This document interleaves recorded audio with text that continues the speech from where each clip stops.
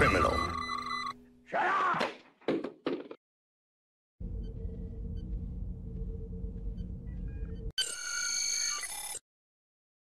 Hey everybody, what's going on? It's me, your buddy Admiral Teag. I just got back from seeing Thunderbolts, and I think I could probably spare some of you some nice pocket change for other things. Before I bring on my guests to join me in the discussion, let me just tell you this.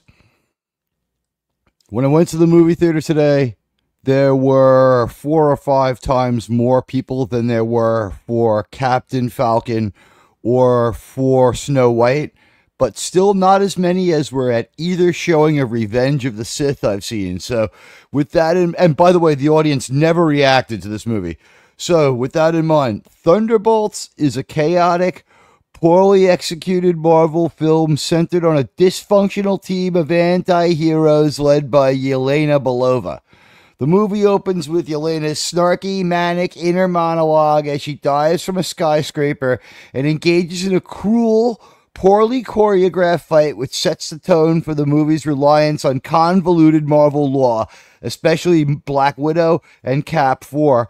The story follows Yelena, Red Guardian, Bucky Barnes, U.S. Agent Ghost, and for about 35 seconds, Taskmaster, who gets killed off because, I don't know, the movie didn't feel like shuffling that many characters, and because another non-verbal character wasn't needed. But anyway, they're manipulated by Valentina Allegra de Fontaine, who's Julia Louis-Dreyfus's congressperson.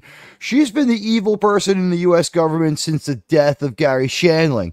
Julia Louis-Dreyfus is developing what Star Trek would call augments to faces impeachment over this. She's basically trying to make MCU Superman. While the team is tasked with unclear missions amid betrayals and infighting, a key figure, Bob the Sentry, emerges as the Julia Louis-Dreyfus experiment as a human with Superman-like powers and a dark, addictive past. The team, marked by mutual disdain, stumbles through a series of poorly edited, low-stakes action sequences, including a fight against the SWAT team and a sonic weapon ambush. The narrative devolves into long, boring dialogues and expository monologues, with Yelena eventually taking charge over and over and over to unite the team. The climax occurs at Stark Tower, where Bob, now dangerously powerful and loyal to Julia Louis-Dreyfus, fights the Thunderbolts. Yelena enters a trippy shadow dimension to confront Bob's dark side, leading to a resolution where the team defeats the shadow entity, restores Manhattan, and sort of exposes Julia Louis-Dreyfus in a double rug pull that's more dumb than fulfilling. The film ends with the Thunderbolts declared to be the new Avengers in a press conference aspiring to a fake New Yorker cover. That's your final art there, is a fake cover for the New Yorker. I think that's because the New Yorker and Disney might be co-owned or at least very friendly towards each other, accompanied by a cheesy montage where they play the Starship song, Nothing's Gonna Stop Us Now, which is crazy because this now makes 2 of 3 Marvel projects with songs from the only one Starship album. The audience did not react at all to this movie. The most prevalent themes and elements I had in my notes were poor execution and disjointed storytelling. It's repeatedly in my notes that it's shot and edited like shit. It looks like it's filmed like kid by kid and feels like a really bad failed X-Files episode. The narrative is confusing with incomprehensible elements, stupid banter, long, boring talks dominating the runtime. The movie heavily depends on prior Marvel projects. The stakes feel unearned and convoluted. Yelena is the focal point. She's stunning and brave and naturally wise, but her arc is undetermined by the film's refusal to let her be sexy, its tendency to ugly her up. Her leadership culminates in uniting the team and delivering reverse pep talk, but her journey feels repetitive and uninspired. Bob the Sentry as the chaotic plot device. He has very little depth in his personality. Bob, revealed as the Sentry, is a central figure with overpowered abilities, flight, immortality, shadow manipulation, and a dark, addictive backstory. His arc includes a Homelander-like turn and a trippy dimensional fight where he's prominent but confusing over the movie's, hanging over the movie's head. I don't know what he's doing to people when he's like he's erasing them into shadows, and then we see later that they're restored. It's really weird.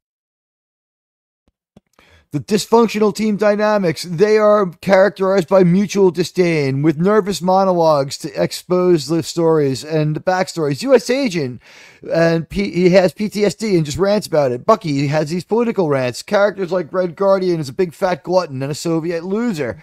U.S. agent is a dick with dad issues, and he's a bad person in this one. Even though, like, he's well portrayed and seems sympathetic, the story doesn't let him be a good guy. Everyone lacks a meaningful arc. It was political and satirical in its undertones. This impeachment of Julia Louis-Dreyfus, the political bullshit, the Veep-like scenes, their recurring elements alongside the black investigator congressman man and the press scrutiny. These feel like heavy-handed, poorly integrated like allegories, and like speaking to modern audience, had inappropriate tone and issues. Action and visuals fall flat. Nostalgia and corporate branding. This film attempts to evoke Avengers nostalgia the way Force Awakens attempts to evoke Star Wars: A New Hope. Red Guardian is just a stagnant, glory-hungry, materialistic figure who wants adulation. He has no arc. He's repeating his traits in expository issues. His only dynamic is that Yelena starts calling him dad for no real apparent reason at the end, because he doesn't really change. He just has a chance to be himself for a little longer. He's a really bipolar character, and he's lifted right from the Black Widow thing. My overall impression is it's a messy, boring, poorly crafted film that fails to capitalize on its intriguing anti-hero premise, which I don't even know how intriguing the anti-hero is anymore in this. It's bogged down by over-reliance on Marvel's past. It's got unfocused characters with unfocused arcs, a lack of coherent stakes, Bob and the Sentry's arc and Yelena's leadership being the most prominent flawed elements. The film's humor, action, and political subtext are not just feeling forced, but they just plain old are forced. It leads to a super stupid conclusion that prioritizes branding over substance. If there's any improvements from past Marvel, it's still not runtime. Runtime is still an issue. It's over 2 hours. It's the same length as Falcon Man. 2 hours is too much, man. 90 minutes is all you can do in these stories. There was easily 30 minutes of bloat in here. They do not kill U.S. soldiers for a change. Unlike in Wakanda Forever, they use robots, drones, and self-driving cars. The true villain doesn't win, but they're right, and they get vindicated anyway, because why not? This movie is a little less full of itself, but it's overly self-effacing. It's self-aware to a fault. It assumes you've seen Black Widow, which is a terrible movie. It's got some events from Cap 4 mentioned tangentially. It's not overly related to that movie, probably because this movie was finished first, and it kind of makes sense. It's stupid, but you can follow it. I had no one to like or root for. Second straight MCU movie with Florence Pugh where they don't make her likable or allow her to be pretty. I've been told she's pretty. I have no evidence of it from this. Now, joining me on this stage to talk about this flawed film are my good friend and very often co-host, Resolute Germ. Welcome, Germ. And also Krimlon, who was here as part of the 1923 panel, joins me again. Gentlemen, I have had quite the 24 hours of movies from Revenge of the Sith to this. Well, at least you had Revenge of the Sith. That was a great experience, and people cheered to that 20-year-old movie. And the CGI was on par with this. This movie's CGI wasn't better. I would say this wasn't an adventurous CGI movie, though. Not the way we saw with, like, say, Multiverse of Madness. This movie seemed to be a little more under control. I know that both of you have seen at least most of it, right? On the high seas at the theater on the cruise ship? For the most part, yes. Yeah, okay. I went to the actual theater in the theater.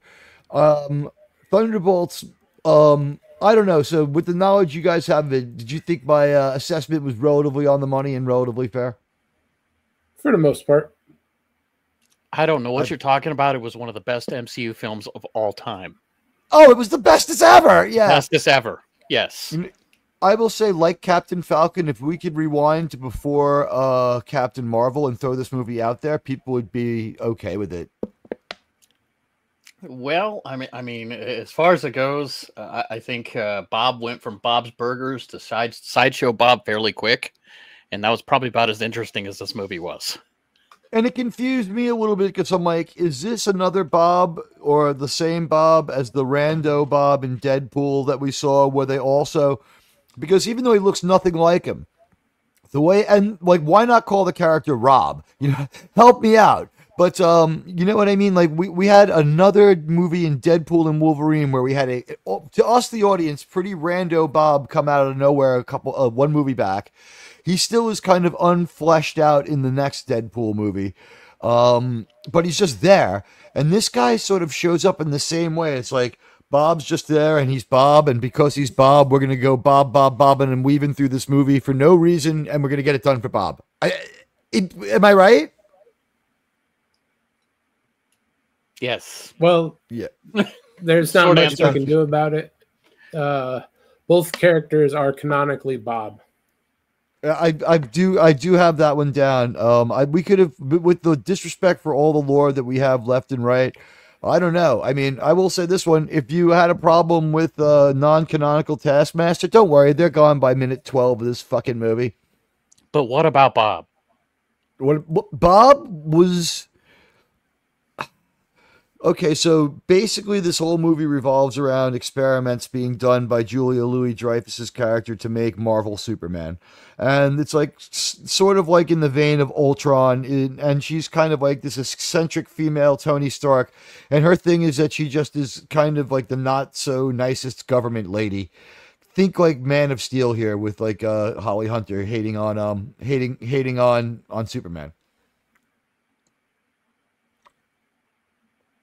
That might have been BVS, but it was. Bob was a distractingly weird character who they needed to do a little more on. What happens is they basically, the Thunderbolts team comes together because they've all been set up to kill each other by Julia Louis-Dreyfus.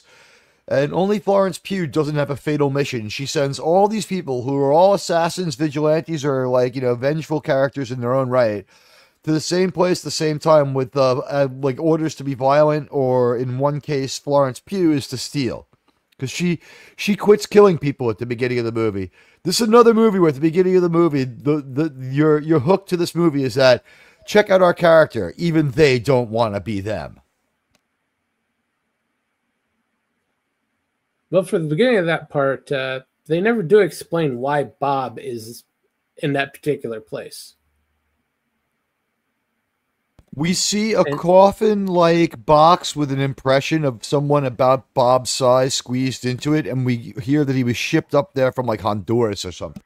Yeah, he was shipped in there due to the fact of, I guess, what's her name is actually being. That's where reason why she's being impeached is because he was running human testing in order to create someone, another type of superhuman.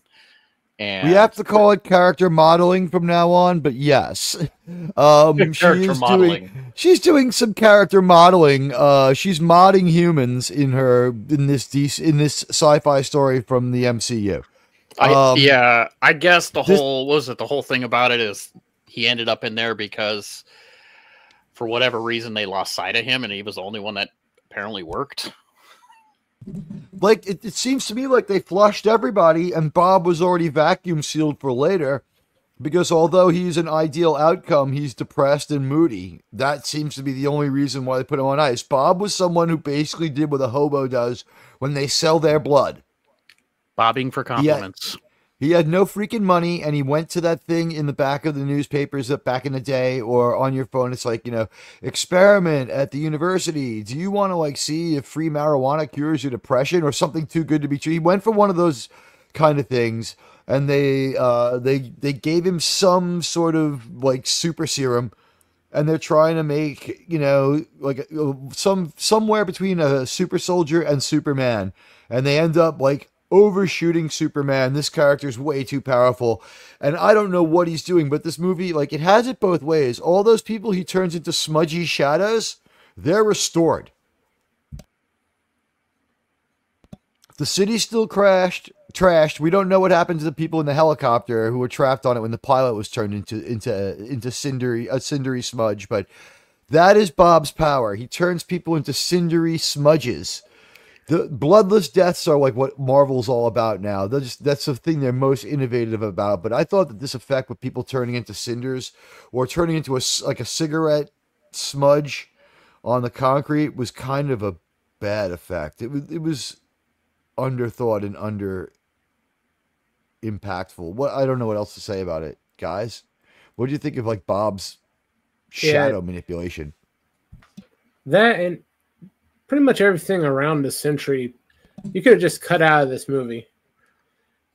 You just have them confront Julia Louis-Dreyfus and didn't have her just pull some rando like, abomination or some other big bad that's basically a tool. It could have even been like a kaiju. That thing that Thor kills in his first movie would have worked just fine. That thing would have worked just fine. That kaiju that Thor fights in his first movie, that would have been just fucking fine. It was like a mid-sized... It says we've gotten so used to this. It was a mid-sized kaiju of a moderate threat level. It didn't have any super weapons. You know, it's like that would have been a perfect threat for them. Now, Stark Tower is based on a tower that is nowhere near Grand Central Station where the front of Stark Tower is, but that's a constant. They're true to their Manhattan, so I'll give them that. They had some object permanence, but basically, we Force Awakens the movie Avengers 1, like it was like this great classic from many years ago when it's like, what is it, about 14 years old now? 13 years old? Close to that. So here's the part where I gave you my impressions. Guys, tweet out that I'm live, and we're going to go through some of the notations on this one, and I'll let you know what I think. We're only on YouTube, so I hope to get some help out there, and hopefully this will be impactful. Listen, Thunderbolts opens with Yelena's in a monologue. She's on a skyscraper. She dies, and she uses a parachute in this Mission in Style-inspired movie set piece. The intro is all snark. Her dialogue undercuts itself. It's needless, contradictory, and dumb. It's not fun or funny, and it's just there contributing like so much else in this movie. Then there's a manic, weird fight, and she's cruel, and she toys with her prey, and she's fucked up. What's the point of this introduction? Later, so much is thrown in unexplained that's so dependent on past failed Marvel that to have her do this monologue was just like, for the hell of it. It's all a lot like something Leon the Professional would say, and then the bad opening fight when it's revealed she's toying with her prey and she seems really cruel. It looks like we're getting a villain origin story in that first 6 or 7 minutes. Anybody want to react to that opening fight where basically, guys, what happens is Yelena jumps off a pretty big building, opens up a parachute, swings in like acrobatically, goes through the plate glass window, takes on a bunch of people, and gets the booty. It almost feels like they just decided, well, Deadpool can do it. He's, everyone likes him, so we might as well just do it with her. Narration's baked into to Marvel now. I don't know. Like, I thought that narration. Yeah. First of all, narration is considered a weak film storytelling device in film, unless it's done really well. These are things that film critics are told to not like. Now, I am not dogmatic about this one, but these are the things that film critics are harsh on. They're harsh on text in the script on screen. So the beginning of Star Wars, a lot of like film critics would not like, and they don't like narration. Narration is considered weak storytelling unless it's like a narration specific genre like the detective movie. And you know what? We hit the 20-minute mark. I appreciate everyone who's hung with me during the intro. We wanted to get a really good, clean like version of the intro out there so people could listen to it and then decide whether they wanted to stay with it. So now let me just do some quick shout outs. Hello to Mark. DJ Play Nice, great to see you. It's great to see FKC 2005. You're going to see this one with a friend of mine, as he's an extra in it. Good for him. You know what scene he's in. Which one? Do tell. And hello to Mark Harkness. Hello to John the Beagle Dad. And I appreciate you all being here. If you could tweet out off the browser that I'm live doing this Thunderbolts thing, if you hashtag the Thunderbolts for it, it will help me out so freaking much because, like I said, I have had to be sort of coming on at the last minute. I cannot really publicize my shows, and I'm getting hit with these weird bot attacks that are just messing up my analytic and making it. It's strange to see the person who I think is probably doing it making a case that my engagement doesn't match my amount of subs. He has half the amount of subs as I do, and I get 3 times the views as his. So I question his mathematical ability. But hello to everybody, and let me just say what I got on my notes here. It's The opening fight, I thought she was revealed to be cruel, and this was like a villain origin tale. It was very weak and undercutting. Germ and Krimlon, either one of you, thoughts on that narration? I thought it was more sloppy than cruel. Well, when she's talking to them and toying with them, or she's just not that great at what she does. What you're saying? The fight, when she puts the bullet into the guy's face, there is no reason for her to screw up that badly. Oh, I think she's disdainful. I don't think the movie's deep enough to get this across, but because I've watched it now twice and because I took notes like extensively, I believe the thing is like right after that, like is this a trade of Russian chicks? They call up and just quit on you. They're like, fuck it. It's not working out for me. Bye. Click. She's about to quit. So like, I guess maybe she doesn't care and she's feeling pretty immortal, but I don't, that would be subtextual. But yeah, and I thought her dialogue was weird. Well, doesn't the events of this continue directly within a year after what's her name died? Not Scarlet Witch, but oh my goodness, Scarlett Johansson. Yeah, Scarlet Witch is probably also dead. But yeah, I think know. So. Yes. We find out that this is about a year after the end of the events of Black Widow. The Black Widow, which means no one's come back from the snap yet. No, it's about a year after Endgame. She's not coming back from the snap anyway. It's not 6 years later.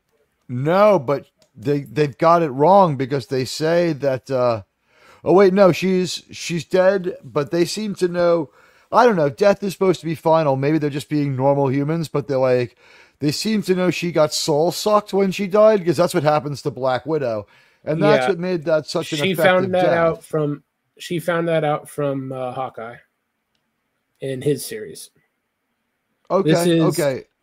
Yeah, probably like I said, a few months on a lot of stuff. Yeah, it's completely dependent on you knowing what happened in the Hawkeye series. I've heard the Hawkeye show was the best one. I heard it wasn't very good. But I heard it was like at least watchable. Not watchable enough for me. Points. Wow. The rest of them are just so bad, though. This one really had less to do with Falcon and the Winter Soldier than it could have. It had more to do with Black Widow than that. They try to walk hard away from it like Black Widow was some kind of hit. But at some point in this fight, she confronts a mad scientist who looks like Spielberg and kills him too. That was the guy you were talking about with the bullet. Was there a reason he looked like Spielberg, or is just that's your mad scientist look? Mad scientists and film directors just look the same, or are they pissed at Spielberg? It could have been the Spielberg. Yeah. She makes a lot of Bond-like quips during her killing. She has to keep herself amused while taking human life. That is a villain's trait. Spider-Man makes quips while keeping himself alive and occasionally kills someone by mistake. It almost felt like they were trying to make a reference towards a cat playing with, whatever they're getting ready to kill. Yeah. Yeah, this character was, and maybe even a little bit like Catwoman. I don't know I don't know how to describe what you get with Black Widow 2. She's Black Widow light. It got it more that she is just unsatisfied with her work. She's these two Russian people are the most unfulfilled people in this movie. Her and her father. Representative Barnes of Brooklyn shows up then. He's an incompetent dick Congress critter, and I thought it was the stupidest use of this character ever. This guy's a commando. This guy is a war veteran, and he's still, although he's like 110 years old in like this lore, he was frozen for a lot of it. He was the Winter Soldier for a lot of it. He is now, one of the most powerful people. And he was not an original Avenger until the last minutes of the final Infinity War movie where he teams up. I don't think they have a jump in, and I don't think he gets the class ring from them. He didn't get an Avengers yearbook, but he's an Avenger, the only person connected in any way to the Avengers. He's there, but he's like basically like in this political analogy that we work to death in this movie. Like I guess we're supposed to believe that Bucky is a good politician, correct? He's kind. He just started, so yeah, he's only been in a few months. He says the disappointing developments were developments that were disappointing, and that he is keeping his eye on developments in hopes that he'll be less disappointed. Like, that's exactly how he delivers it. It's like, yeah, I don't know why they story made him was a disappointment. I should can have understand him being a congressman, but how about him? He should have been an operative for that other congressman who was going after Julia Louis-Dreyfus. Yeah, he should have been an operative for Black Congressman, man. I absolutely agree. And I had to think about it for a second, but you're right. See, I thought that, like, it made sense. It makes sense that he'd be civic-minded enough to want to be in the government, but I don't see, like, Bucky Barnes, the guy who was doing Tai Chi in Wakanda to get over his, like, PTSD from the Winter Soldier stuff. They did his character dirty anyway. He was supposed to be the next Captain America to begin with, and they had to shove him somewhere. Captain America is suing him at the end of this movie. That was one of the things you guys didn't get. So they're confronting the Representative Barnes, and he says he's disappointed to hear of the disappointing developments, and he'll be monitoring the developments in hopes that they'll no longer be disappointing. And, like, he kind of does a double take while he does that. That's how bad he is at public relations. This is a person who's, like, stared down Norse gods, had like you know, it's gonna, like, only one of us is coming out of here alive conversation with freaking Iron Man, and he can't handle the press. I was laughing at how stupid that was. I laughed the wrong way at that. He's incompetent. I wanted him removed from office. They're impeaching DeFontaine, the only person who seems to know what they're doing, even though she's an asshole. She's presented as a real bitch, and she's trying to make, it seems at this point, like the movie hadn't made up its mind what the villain would be. She seems to be making, or at least she's only copping to making Star Trek-like augments, correct? I mean, yeah. A little bit of manipulation. That's the gist of it, but a lot of them died as, well, ceased to exist as... it was a ruthless experiment. It was a ruthless experiment that was very cruelly executed, and she did a terrible job overseeing it.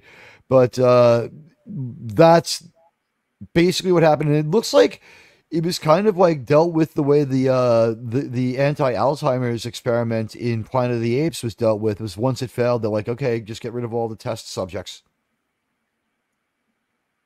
You know, in that movie, in Planet of the Apes, it's animals, so they get rid of them all, and one makes it out. In this one, it seems like the same thing happened off screen, and I just don't want to talk about it. We do a lot of action here with like an A-Team style approach. Like, they got it. In Wakanda Forever, this was the one improvement I'll give them. In Wakanda Forever, there's a boat full of people who are out looking for the vibranium that's in a like meteor that's split in half, and half's in Wakanda and half is in the ocean. So they're looking for it.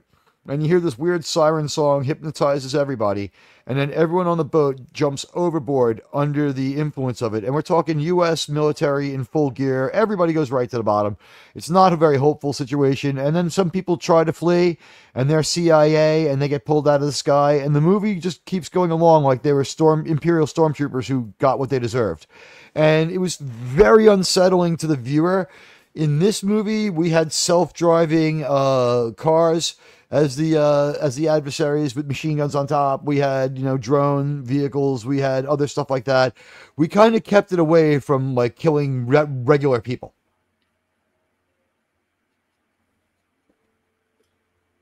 I didn't even notice that they were self-driving. You didn't notice that? Yeah, there were no. I don't remember it. It was hard to pay attention to a lot of this movie. They appeared to operate in such tandem. This is my reason for saying they're self-driving. They're completely blacked out and we can't see the driver, so it's implied that they're self-driving right there. Two, they operate in such robotic formation when they move that it seems too coordinated for humans. It seems pre-programmed coordinated.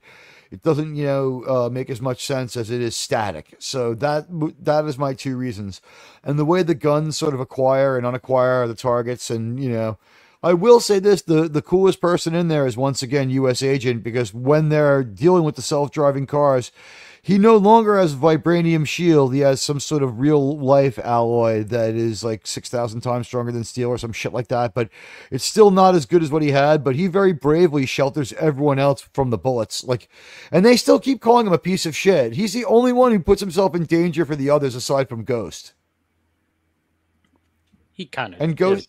He is kind of a piece of shit, though. Yeah.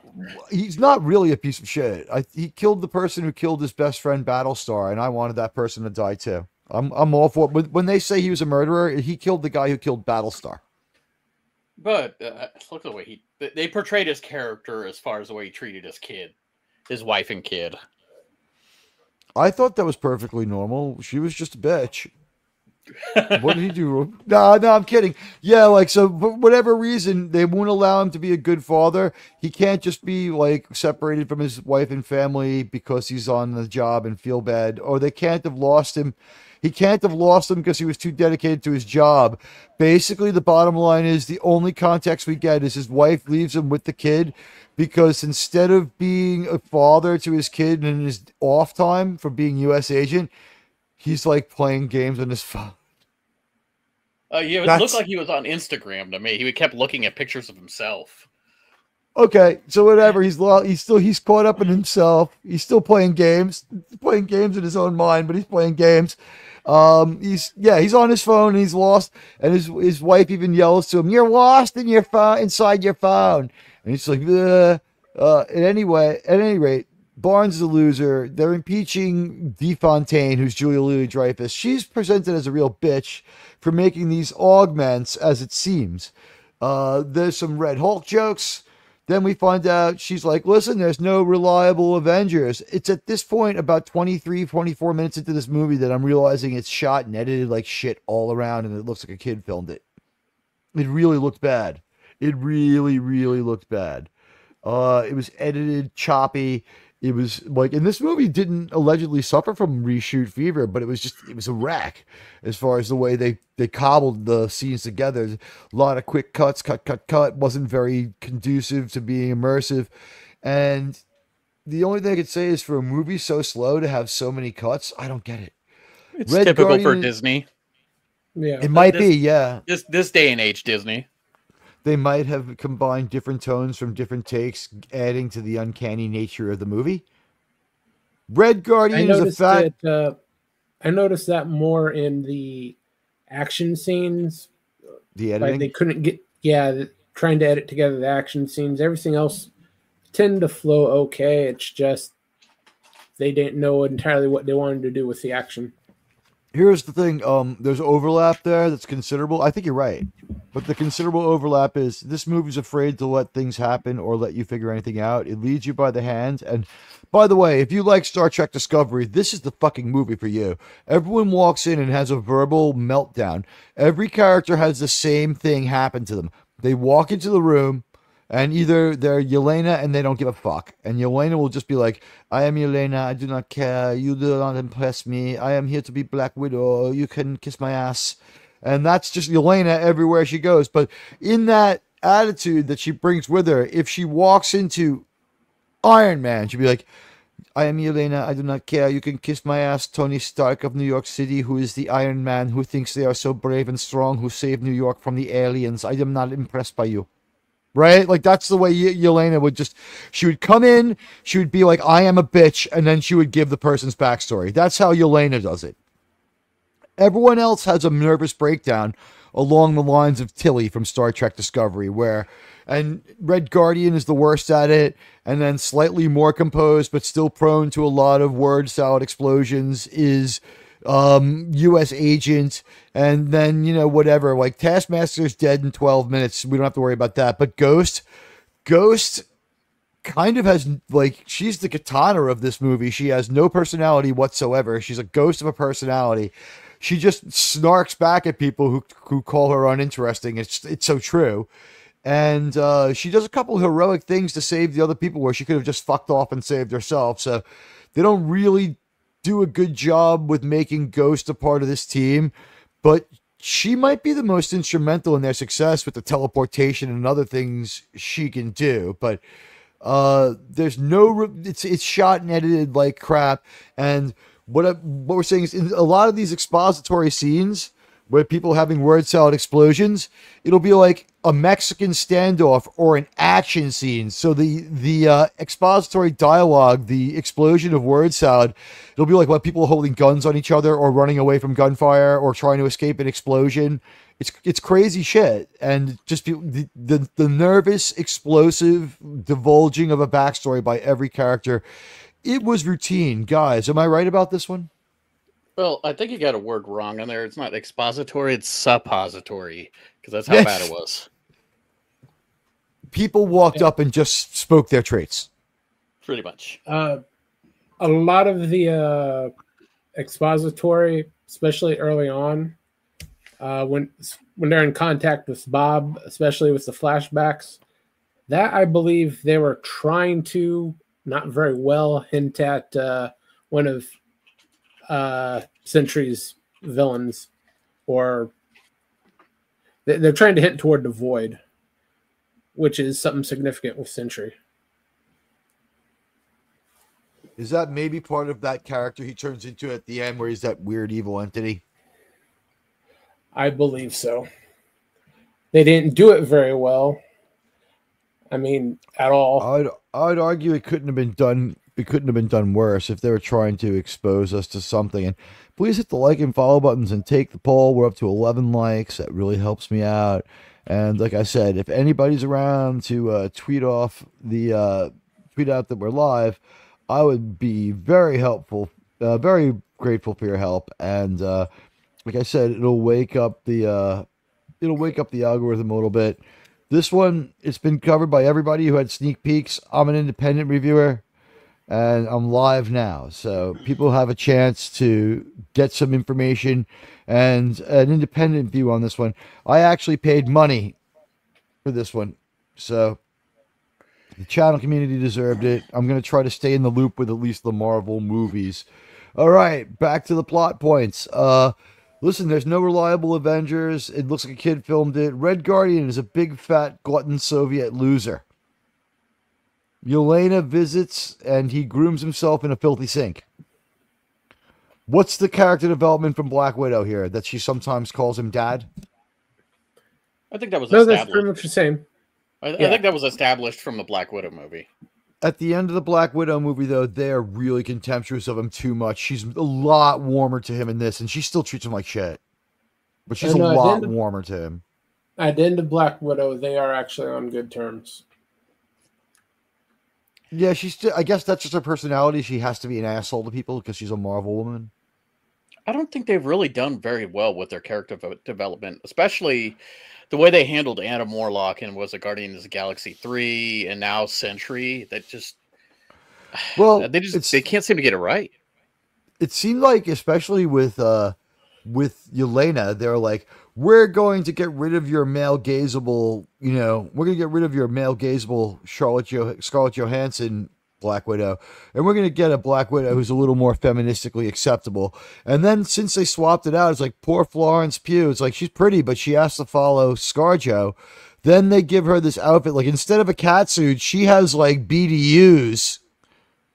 They're tailored and stuff, but she basically wears BDUs. She has battle uniform on. She's wearing combat uniform, and like that's just what she's doing. But the Red Guardian is a loser. He drives a limo. Like there's a Russian trope for you. And it's been a year since the end of the events of Black Widow is established there. And I wonder, does this match the timeline of Falcon and the Winter Soldier? I guess it does now, but I don't think it did. This does fit in timeline-wise because it's not a year after Black Widow. It's essentially a year after Hawkeye. Okay, that makes more sense. Hawkeye ages 30 years in the 6 weeks after that final battle. Red Guardian could be reduced to one sentence. He's a super unhappy Uber guy. Anyone? Yeah, that pretty much fits with his character. And this adds to why. Location, Baltimore. Well, yeah, you can't be happy in Baltimore. No, Jada Pinkett Smith might kick his ass. Yelena is ready to quit the Congress Critters Special Forces thing that she's doing. She doesn't want to work for Julia Louis-Dreyfus anymore. She's been the bad person in the government since we lost Gary Shandling. But Red Guardian digs her whole thing. He wants to work for her. So Julia Louis-Dreyfus' assistant's name is Mel. She is just this kind of sort of nice-ish chick who's nice-ish to some of the Thunderbolts. I don't know how else to explain it. Is it, she tends to call up a U.S. agent, doesn't she? I had no clue about this character. It's yeah, she's a plot device. She is a plot device. What happens is Julia Louis-Dreyfus's character has an assistant, like all politicians do, and this assistant is a little bit concerned that her boss might be going a bit too far in a few places as well. She's concerned, and she's working with the people who are the new Avengers coming down the pike by the end of this movie. Spoiler alert, we'll get there. But she sort of is semi-sympathetic to them, so every once in a while she'll call them up and she'll give them some information. Like we said, she is a plot device, although I would say this plot device has more meat on the bone of her character than, say, Ghost. Well, yeah, Ghost is there just to facilitate the ending. Yeah, honestly. So Yelena's ready to quit, and JLD tells her, Julia Louis-Dreyfus tells her, you know what? Don't quit. Go to this place and do this stuff. You know, and Yelena's all like, what's the point? But I agree. And Red Guardian is like telling her materialistic shit and adulation is what drives you to achieve and be a better person. That's literally what he tells her. Then Julia Louis-Dreyfus calls again. She seems to only communicate to people from parking garages. Like they saw like 5 minutes of All the President's Men, and they keep replicating that. She started to feel like the smoking man at this point to me. Anybody like getting the failed X-Files episode vibe at this point other than me? Sums up the entire movie. It really does. It was a failed X-Files episode. Yelena is never allowed to be sexy. She seems like a downgrade, but who knows? The movie has sort of uglied her up. Has anyone ever seen Florence Pugh looking good? I haven't. Yeah, she looks okay normally. How does she compare to ScarJo? It's just night and day. Just no way. Well, Yeah, I'm not a fan of ScarJo, so no comparison. To say. We'll let Quimwan handle this question because yeah. I mean, there's someone for everyone, and everyone has different tastes. So like, we're not going to hold you in contempt. You know, you don't have to dig ScarJo. God knows I've seen some pictorials of her where I was like, she's still pretty, but what the hell? And I've seen her do some things with her hair that have been pretty like what's with the something about Mary post ejaculation hairdo? Well, I think the new girl that they have replacing ScarJo, she just, like you said, the way they have her in the fatigues and everything, she looks like your average girl I used to see when I was on an army base. That's pretty much what I would see. Yeah, sexy's not part of her thing. Yeah. So, by the way, like Yelena, but when their mission where this is how the team forms. They're all sent to the same place under like nefarious orders, and so the hopes is that they'll all kill each other. But if they don't, the room is a trap anyway. So Yelena is sent there for information. U.S. agent is sent there to kill Yelena. Ghost is sent there to kill U.S. agent. It talks now. Ghost, whatever. You know, I don't know. It seems Taskmaster is there to kill her. There's an all-out fight. It goes on. You can't tell what the hell's going on. It's a really manic fight. And then Ghost at the end of this has killed Taskmaster. And Yelena sums it up a couple of scenes later where they're like, wow, you know, Taskmaster's dead. And she's like, she killed a lot of people and then she was killed. And then they joke about it. And then Bob. And then my next note is confusion intensifies. Anybody want to comment up to there? Ooh, that Bob. Bob shows up. He's about 30. He's got like the I can't find myself in life haircut, or non-haircut as it would be. And God only knows how he got to where he was going. But he like I said, he fell under the spell of the government experiment. So that's going to be his thing. Oh, he kind of looked like he woke up just getting out of a drunken, slosh from a frat party. Yeah. He did look like he had been like the guy who fell asleep and got his eyebrow shaved. And just so people can see, like, here are our Thunderbolts. I'll try to give you a better look. Like, Frances Pugh, like, I know she's said to be pretty, but, like, how would you know from this? Put a proton pack on her, she could be in the Ghostbusters.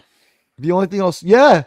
The only thing I'll say about this is, your team leader Bucky is not really in this movie. He has an extended cameo in this movie, and that's how they're trying to save his character and not have him be too associated with these dicks. I think is what it was. He's in the boss fight, but that's really for a long time in this movie, he's just busy being a politician man.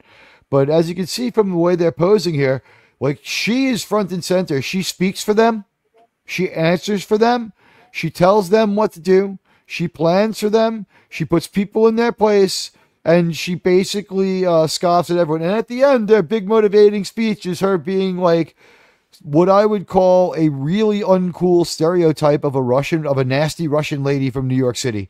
She tells Ghost she's a piece of shit. She tells Red Guardian that he's a piece of shit. She tells Bucky that he's a coward and a piece of shit. And Walker's like, you don't have to put everyone down. And she's like, everyone knows you're a piece of shit. That's why your family took off on you. And he has the best reaction of anybody. He just goes, Jesus, and turns his head away. He can't take her. He thinks she's he hates Yelena. And I'm with Walker on this one. She goes way too far. She's an asshole to everybody all the time. There's none of the appeal that the Scarlett Johansson Black Widow had. There's none of the I want to work with you and help you. It's like she's like, I'm going to yell at you until you do as I say. Well, I'll give them credit on one thing.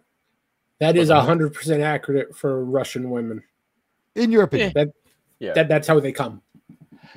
Well, if you look at her, I live near a place called Greenpoint that's filled with Russian women, and a lot of them are super cool and not like this. But this is the stereotype that they're playing to. I'm gonna be honest. Take a look at her haircut you have on there. That looks exactly like the same hairstyle that ScarJo was wearing at Infinity War when she had the blonde hair with the dark roots. Same haircut and everything. So I think they're trying to go with a more dressed down ScarJo look to try to get her a less sexy, an unsexy ScarJo. Exactly. The androgyjo. But here's the thing: this, you're saying, 2 inches of dark roots. It's like now you look like you're a chick out on the make. That just has. I mean, I'm not saying it's a bad look, but the grown-in roots on the platinum blonde hair. It's like, I guess it's her Black Widow disguise. I don't know. But she her look here is just typical 70s Deborah Harry from the neck up, but she's dressed so she looks like she's wearing a bunch of garbage bags. She just rolled out of bed. Yeah, through the whole movie.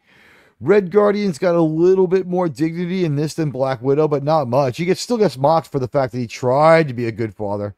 So let's keep going here. She killed a lot of people when she was killed. Inappropriate humor. Bob. Confusion intensifies.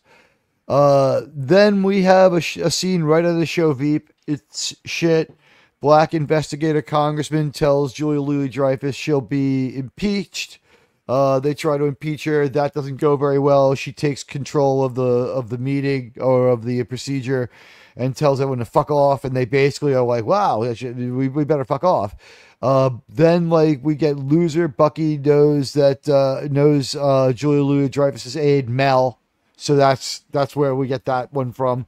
And they're getting the phone. That's when she first starts to lend a hand. Bob's addict story. He's a meth head. That's funny, by the way. That's treated as a fucking barrel of laughs. That's a barrel of laughs. Meth addiction in this movie. It's thrown in there like being a drug addict is funny. It's up to you to decide whether it is. Some people have said it's fair game. I thought it was maybe a little too mean and a little too dismissive. I thought that this movie was in over its head for doing that. It wasn't funny enough or good enough to be dismissive about real life things, like invoking the death of a parent or hardcore drug use and wrecking your life from it. Anybody on this one? I wasn't quite as triggered. I just think it just not so much funny. Triggered, but don't forget Triggered. How about these are your heroes, and this is how and this is the kind of thing they're normalizing, that you did a lot of math, and like, I mean, what's his price for doing all that math? He is has to be supposed to be a immortal. bad guy. He is supposed to be a bad guy. I mean, not a single one of them are supposed to be good guys. Yeah. He's Homelander. He's fucking Homelander. Yeah, that's what I kind of got out of it. Also, he just reminded me a lot of Homelander. They did a horrible job representing Sentry in this movie. They gave him blonde hair to make him look like Homelander. Isn't he supposed to have? He's supposed to kind of have that kind of personality where he goes back and forth between his light and dark side most of the time. But they kind of played it off as was it like just God in this slow and bloated movie that was slow. Yeah, in this slow and bloated movie that could have done more, we don't get enough on his mood swings. He has a mood swing for Julia Dreyfus, and that's it. Yeah, he forgot to take his depression medication. Yeah, well, I mean, all he needs is the light of our yellow sun, apparently, now. So Bob's story arc of being a drug addict is presented as funny. Make of it what you will. I'm not going to say, like, you know, there's an Abbott and Costello film where they fucking mock Alcoholics Anonymous pretty good. So, I mean, this is like historically precedent. It's a historical precedent to mock people who have a problem like that. It's just the way it is. They said political correctness and wokeness has made it impossible to be funny. Maybe, I guess, if you're woke enough, you can make a joke of addiction. That's the only reason I have it noted. Like, the funny drug addict thing was done in 28 days. Funny. I didn't see it as they're trying to make fun of him. It was just, what the hell is this guy? Well, when they went into his meth dimension, they get into what's called a tesseract in Dungeons and Dragons, where you go from the same room to the next room to the next room. There's one in Star Trek: The Next Generation, and it's like dimensional portals, and he's like, this boring room that I'm in, which is like Roger's room from American Dad, is the only room that's safe and normal. And they're like, well, you know, let's go to another room. But we're still a few dumb events away from that. Let's just say U.S. Agent gives everyone's backstory in a chat. In a chat. And this is what happens. Like, they're all kind of having like the typical heroes at odds like argument. And he gives everyone's backstory in a chat. He's like, you're a merc, you're this, you're that, but I'm a combat veteran. Then he's given his own perception of everyone else's backstory back to him by everyone at once. U.S. Agent is the only person with a claim to being honorable at any time in his life among these losers. He kind of flushed that already, though. Yeah, but like when she called him Discount Captain America, where was, okay, dime store Black Widow? Do we call you Brown Recluse? You know, he could have had a pithy comeback for her too, you know? He just fucking takes it from her every time. Hey, Radioactive, what's going on, my friend? He just takes it from her. He just takes it from her, and it's rough on the movie. But the show still thinks U.S. Agent was wrong in Falcon and the Winter Soldier, by the way. Everybody is all characters are mutually disdainful. None of these people like each other, really, except Yelena doesn't dislike Red Guardian, but that's about it. None of these people fucking like each other. There's almost no talk between anybody. The kind of conversations we have are like really bad send-ups of the conversation between Indy and Shorty while the room is collapsing around them and they're trying to get Willie to do something to save them. That's every conversation. High-stakes shit's going on, and they're just yelling crazy stuff at each other. And the part where U.S. Agent did the round robin of backstories, and then they gave it back to him in the middle of this movie, again, like that felt like it was gratuitous. The show still thinks that U.S. Agent was wrong. Then they're hit by some kind of sonic weapon that U.S. Agent remarks on. Now, this is a sonic weapon, but somehow they've deduced that it's designed only to stop ghosts from freeing them, and it's ghost-specific, this sonic weapon. To which I say, why did they dumb it down from a sonic weapon that could hurt everybody that they were going after, rather than making it safe for everyone but Ghost? How much research went into going after only ghosts with this ghost-specific sonic weapon? And hey, Radioactive, thank you so much for the $5 super chat. It says, so is Thunderbolts the cheap CCP knockoff of Self-Deletion Squad? Yeah, which is cheap knockoff, etc., etc. Yeah, it's not Captain America. It's not Captain Sam Falcon Man, but it's not really it's not really good either. It's got a lot of terrible in it. It's just that it exists in a low end of mid. It can't rise above low end mid much. It tries, and the movie just it's too self-important. But I thank you so much for your very generous $5 super chat, and I heart that chat. Everybody, thanks for thumbs upping it. And like I said, anybody who could publicize that I'm live. We can't really count on YouTube, and we know we have to do a few things that just aren't good for engagement, which just feeds those who say that we don't deliver with the engagement. At least we could deliver with the views. All right, so as we proceed through this terrible movie, I think that works for now. And hey, Dave C, good to see you. Hey, yes, charge up the phasers. General Teag, speak friend and be welcomed. Malone. Isn't that what Gandalf says? So, the sonic weapon... Does anyone want to tell me that I'm wrong to say that this weapon being overly specific was just such a convenient thing? It's like sonic weapon, but it only hurts her. It did hurt everybody, but it was specifically there for her. They don't really react to it the second when it's getting used on them in that car, though. It's inconsistent.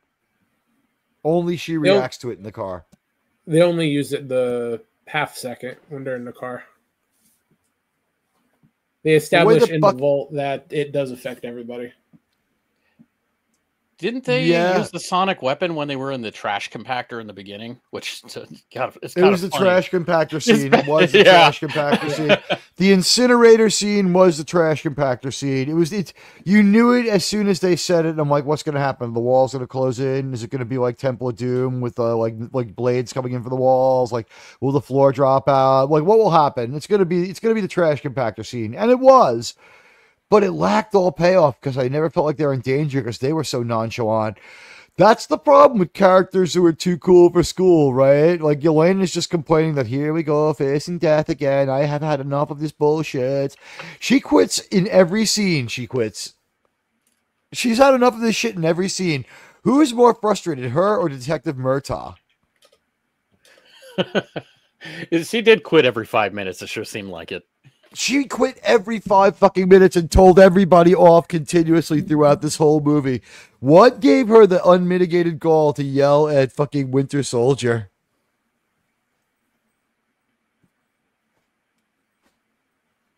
Yeah, poor Bucky. Although when we saw Winter Soldier washing his arm in the fucking dishwasher, does anyone want to comment on that? How fucking stupid it was.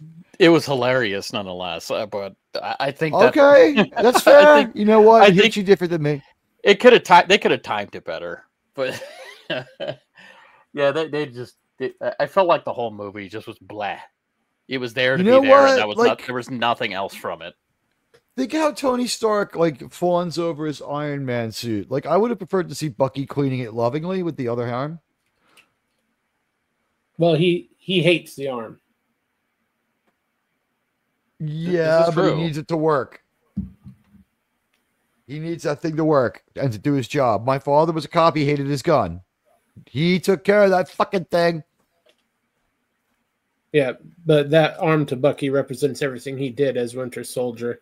And he never... canonically, he despises the arm. So he's just going to treat it like old rucksack. What is it, like 80 years worth of killing that he was forced to do? Yeah. Okay, I'm going to say a canonical Bucky from the comics and cinematic Bucky don't line up that good, though. No, they don't. Not at all. Cinematic Bucky is... What do you think of my assessment if you confine it to cinematic Bucky, Jerm? Confined to cinematic Bucky, then you're right. Because cinematically, that's a gift from freaking Wakanda. And he's on very good terms with them. He reminds me of the depressed Spider-Man from the early 2000 Spider-Mans. Oh, the clone, Ben. No, from the movies where Oh, the Spider-Man movies where he was like He's a depressed little all the emo. time, just emo 24/7. So by the way, while Bucky's washing his arm, he talks about politics, impeachment, and blah blah blah. But they're all trapped in an incinerator, and we talk about it like retards. They are like retards about this problem they have. The movie treats this like it's no big deal and it's not that urgent, so they lose their. And this was a relatively cheap set piece. They're stuck in a concrete room, and someone disappears and leaves it, and fixes the problem. And they react to it being hot. And we didn't even do a really good job of spraying people down with sweat. Some people were sweating a little bit, but like it wasn't consistent. Like U.S. Agent didn't break a sweat, but like Ghost was like gushing before she put on her helmet. And like Yelena, she's like the Captain Kirk of the bunch. Like she was unaffected by it. Like she's just so stoic and so Kirk-like. And like it just doesn't work. It's like female Captain freaking Kirk. And we got 10 people watching. Welcome. I am so glad you're here. Thank you for being here. Please help me out by hitting the like. And I'll recap my thoughts on the movie after we go through the plot. We're like halfway through here. The first act of this movie of 3 acts. Yeah, I think we can fast forward a little bit because we get into a lot of my notes are we have long, boring talk about this, we have long, boring talk about that. But we covered some of them too. Like, for instance, all characters talk all exposition in idiotic ramblings because they suffer mental defect in every social situation. It's so damn weird. I know that's what they're trying to go for, but they came off more just annoying than actively depressed. It was annoying. They didn't have overlapping dialogue, but everybody's response was just right on the tip of their tongue, and it's like bing, bing, bing, bing, bing, bing, bing. These quick exchanges, and it's also the level of humor never rose above your funny uncle on Thanksgiving having a good one, like after 2 beers. This is there what shouldn't happened. been any humor. This is what happens when everything's done by, all the storyboard and everything is written by committee. Yeah, please dump it into an AI next time, guys. You did a horrible job with this movie. So anyway, let's just, one of my other notes was idiot music. A lot of times when they're talking, they play the kind of idiot and asshole music, as I call it, from like reality shows. Like in reality shows, they're scripted too, right? So when someone's doing something grandiose, like let's say a woman is planning her wedding, and she's planning an aspect of this wedding where all the bridesmaids are gonna like come down like a water ski in together, and like onto the beach or something. They're all gonna surf onto the beach together. It's something that involves like all sorts of luck, and you're never going to pull it off, and it's never going to work. And like, there's music they play in reality shows for that. It's like, bam, bam, bam, bam, bam, bam, bam, bam, bam. It's like from the cartoons of Warner Brothers had a better version of it because it was fully orchestrated. But the plotting unsuccessfully because you're a maroon music from Bugs Bunny, like it plays when Daffy Duck is scheming a lot. Does anyone understand what I'm saying here? While the Thunderbolts are kind of making their dumb plans or having their dumb exchanges, when they talk to each other, the situational music is that of these people are idiots. Well, they are referred to as losers and idiots most of the movie, so yeah, I guess that and fits. they're sure of that about each other for sure. They're sure of that about each other. So let's see. So Yelena takes charge and tells everyone they need to work together as long as they listen to her, which means she's boss. The super long, boring talk with Bob. Yelena, stunning, brave, naturally wise leader type, is shown off a few times. That's where we get the moment with Bucky with his arm in the dishwasher. All Thunderbolts talk in nervous monologues to do exposition as they're tied together. That was the worst. That's when they were playing the idiot music the most. JLD, Bob, Robert Reynolds should be dead but isn't. How? Don't know. Stupid banter during low intensity danger is most of this piece of shit movie, and that's a note that I will ask you guys to react to. Stupid low intensity banter during stupid low intensity danger is the most prevalent part of this movie. Most situations come down to that. I wasn't really bothered by that much. It's just uninteresting. In sum total, it's a little bothersome to a movie that's efficient in its storytelling, I would say. When you wanted things to go somewhere. You can't use the word efficient for anything to do with this movie. The production of it seems to have been relatively untroubled as compared to Captain America. So maybe, by Disney standards, this one was like, everybody's just like, wow, it came right off the assembly line, no problem. And we shouldn't underrate that.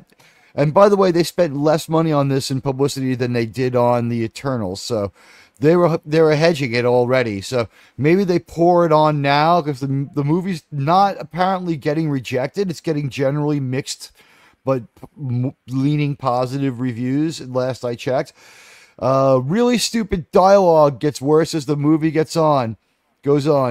U.S. agent has bad dad PTSD. U.S. agent keeps quoting like the laws and other stuff, and stuff from the Falcon and the Winter Soldier show. The idiot music intensifies. Long stupid conversation between Yelena and Bob, and then a fight versus SWAT in a concrete hallway that is edgy and dumb. The Thunderbolts win. What did you guys think about this whole little escapade up to this point where they take on, a SWAT team? These guys are cops. They're just cops of some sort. They might be gov cops, but they're fed cops. There was nothing. It was just there. It happened. At this point, the movie starts to feel very mundane. Anything. Yeah, which goes back to my comment about stupid banter during low-intensity danger is most of this movie. Like, there's danger, but it seems like they've got a handle on it. And as long as things go well, and the dangerous thing reacts within what they seem to expect, they're going to have the upper hand. That is the danger feeling you have. It's like, there's not even really exciting music playing a lot of the time. It's like, because they spend most of their time arguing while they fight. The snark is beyond. Guys, did they turn the snark to 11? It's like a dysfunctional family. Yeah, they were a dysfunctional family, and I fucking hated hanging out with them too. Yeah, you really ended up hating them probably about 5 minutes in. Right, and this starts to, like, you're plateaued at hatred for, like, most of the movie, but then by, like, the last 20 minutes, you start to root for the bad guy. So, here's the deal. The SWAT fight in the concrete hallway is edgy and dumb, and the fight isn't well choreographed yet again. But the Thunderbolts win because they're saved by Bob making a distraction. He's doing something really good. Then, what's left of the SWAT team purees Bob with lead. The Thunderbolt leaves, but Bob's okay, and he can float, and he can fly. At this point, he flies up really high into the air, and then at altitude, he passes out and falls like Superman or Captain Marvel, and he's in the hands of Julia Louis-Dreyfus at the end of that. And the Sentry is the golden guardian of good. Now, as far as this whole thing where he gets shot and then he seems to be okay and he flies up into the air and all of a sudden he just does he faint because he's so powerful, or does he fly up so high he has no oxygen? Is that like the upper level of his?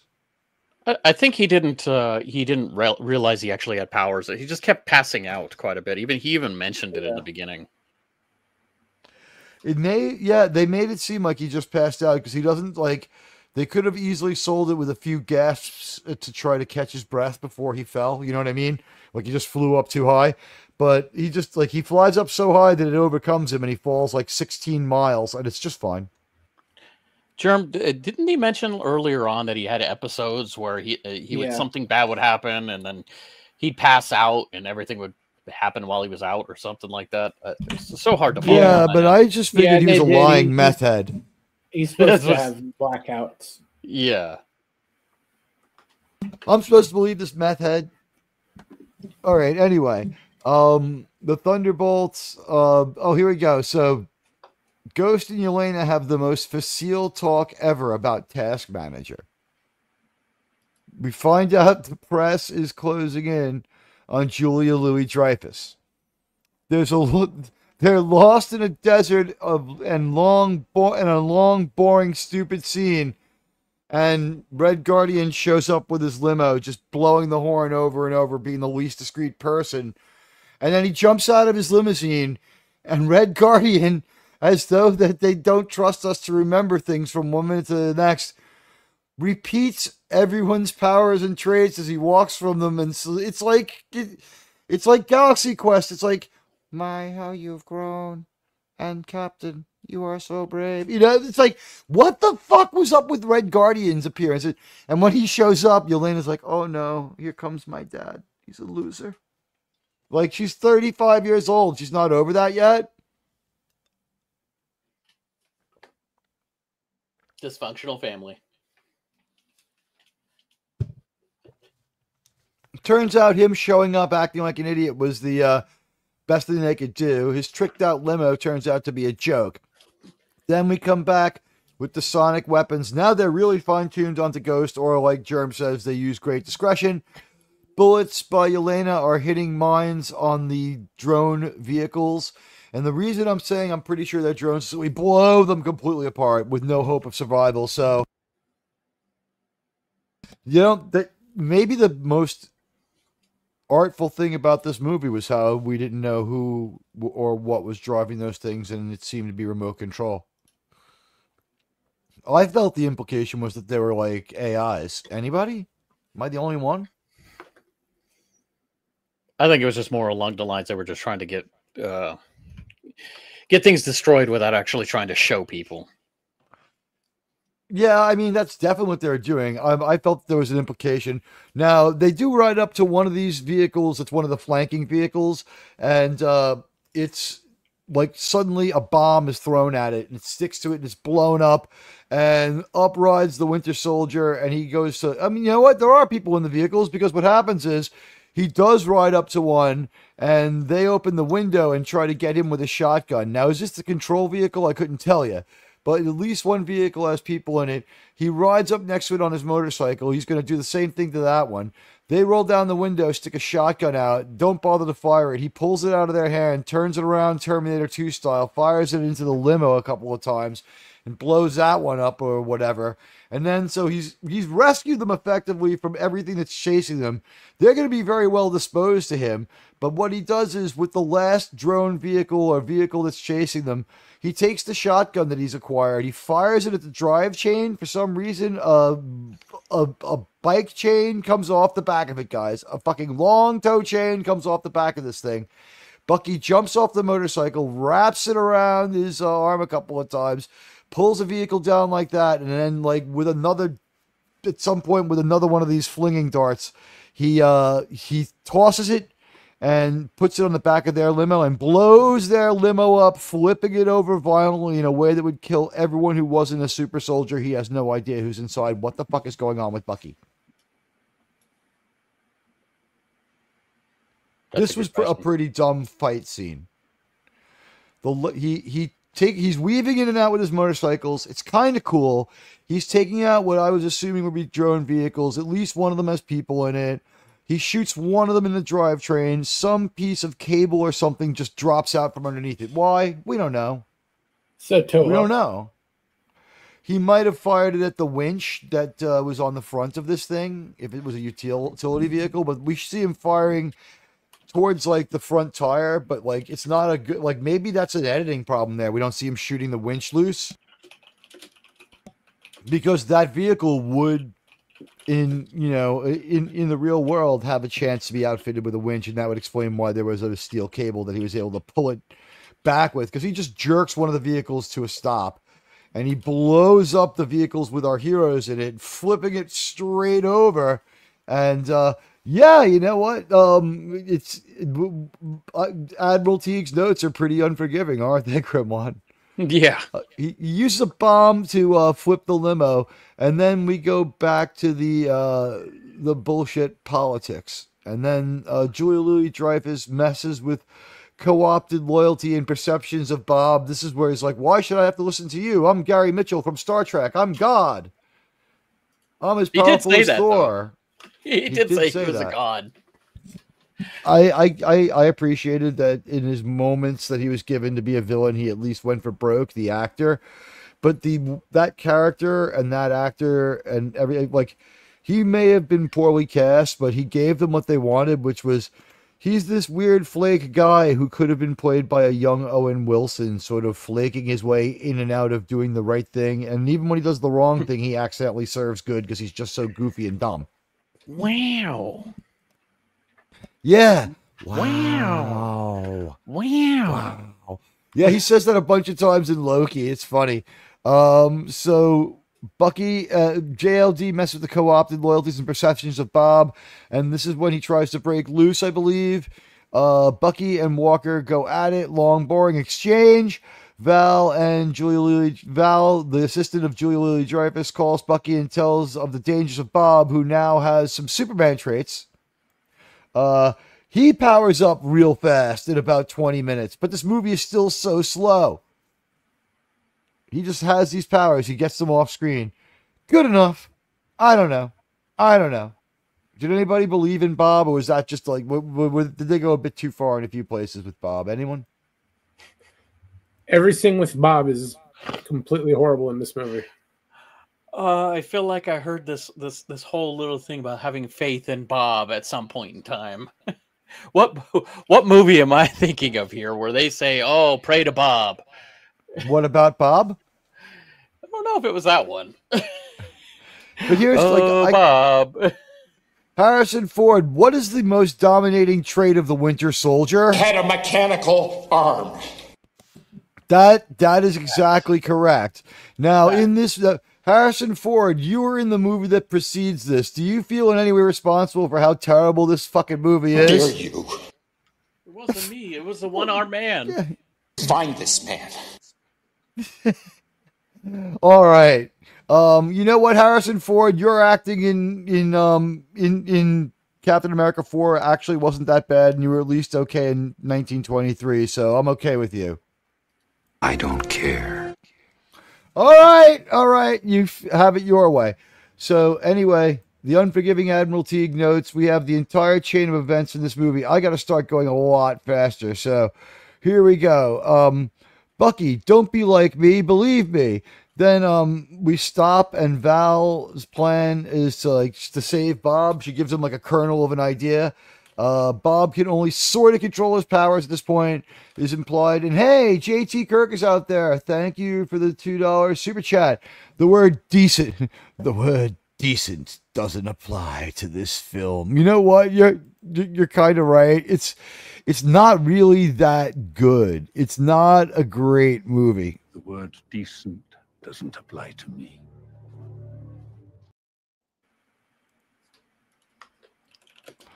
I got to agree with that one. The word decent does not truly apply to this movie. It's not an indecent or disingenuous movie, and thank you so much, my friend JT Kirk. I so appreciate it.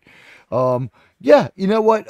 It was a bad representation. And you know what was funny? That Black Panther we read last night was great prep because they had a sonic weapon in this one, JT. So that seems to be part of these people might have just done a bad movie and really had the best of intentions. Who knows?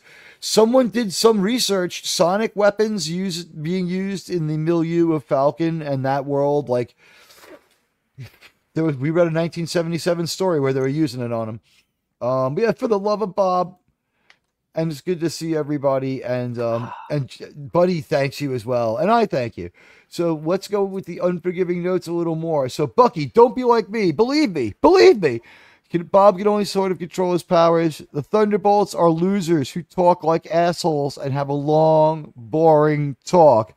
They ask Bucky, what's your plan? And he just looks at them and turns the wheel, pins it, and crashes into the office. And we have a weird abortive fight. And that fight ends with the loudspeaker turning on and Julia Louis-Dreyfus, she's fine. She gives them what they want in this movie, but that character is insufferable. The character is insufferable. That, I think, is just a trait of Julia Louis-Dreyfus. She is insufferable in every role. People. Everything. Yeah. Every movie. DeFontaine. Yeah, this was her, like, she's unchanged in her character that she plays from Christmas Vacation. Same asshole. So the political bullshit reason that Sentry will fight the Thunderbolts is discussed. Bob the Sentry is loyal to Julia Louis-Dreyfus for some reason.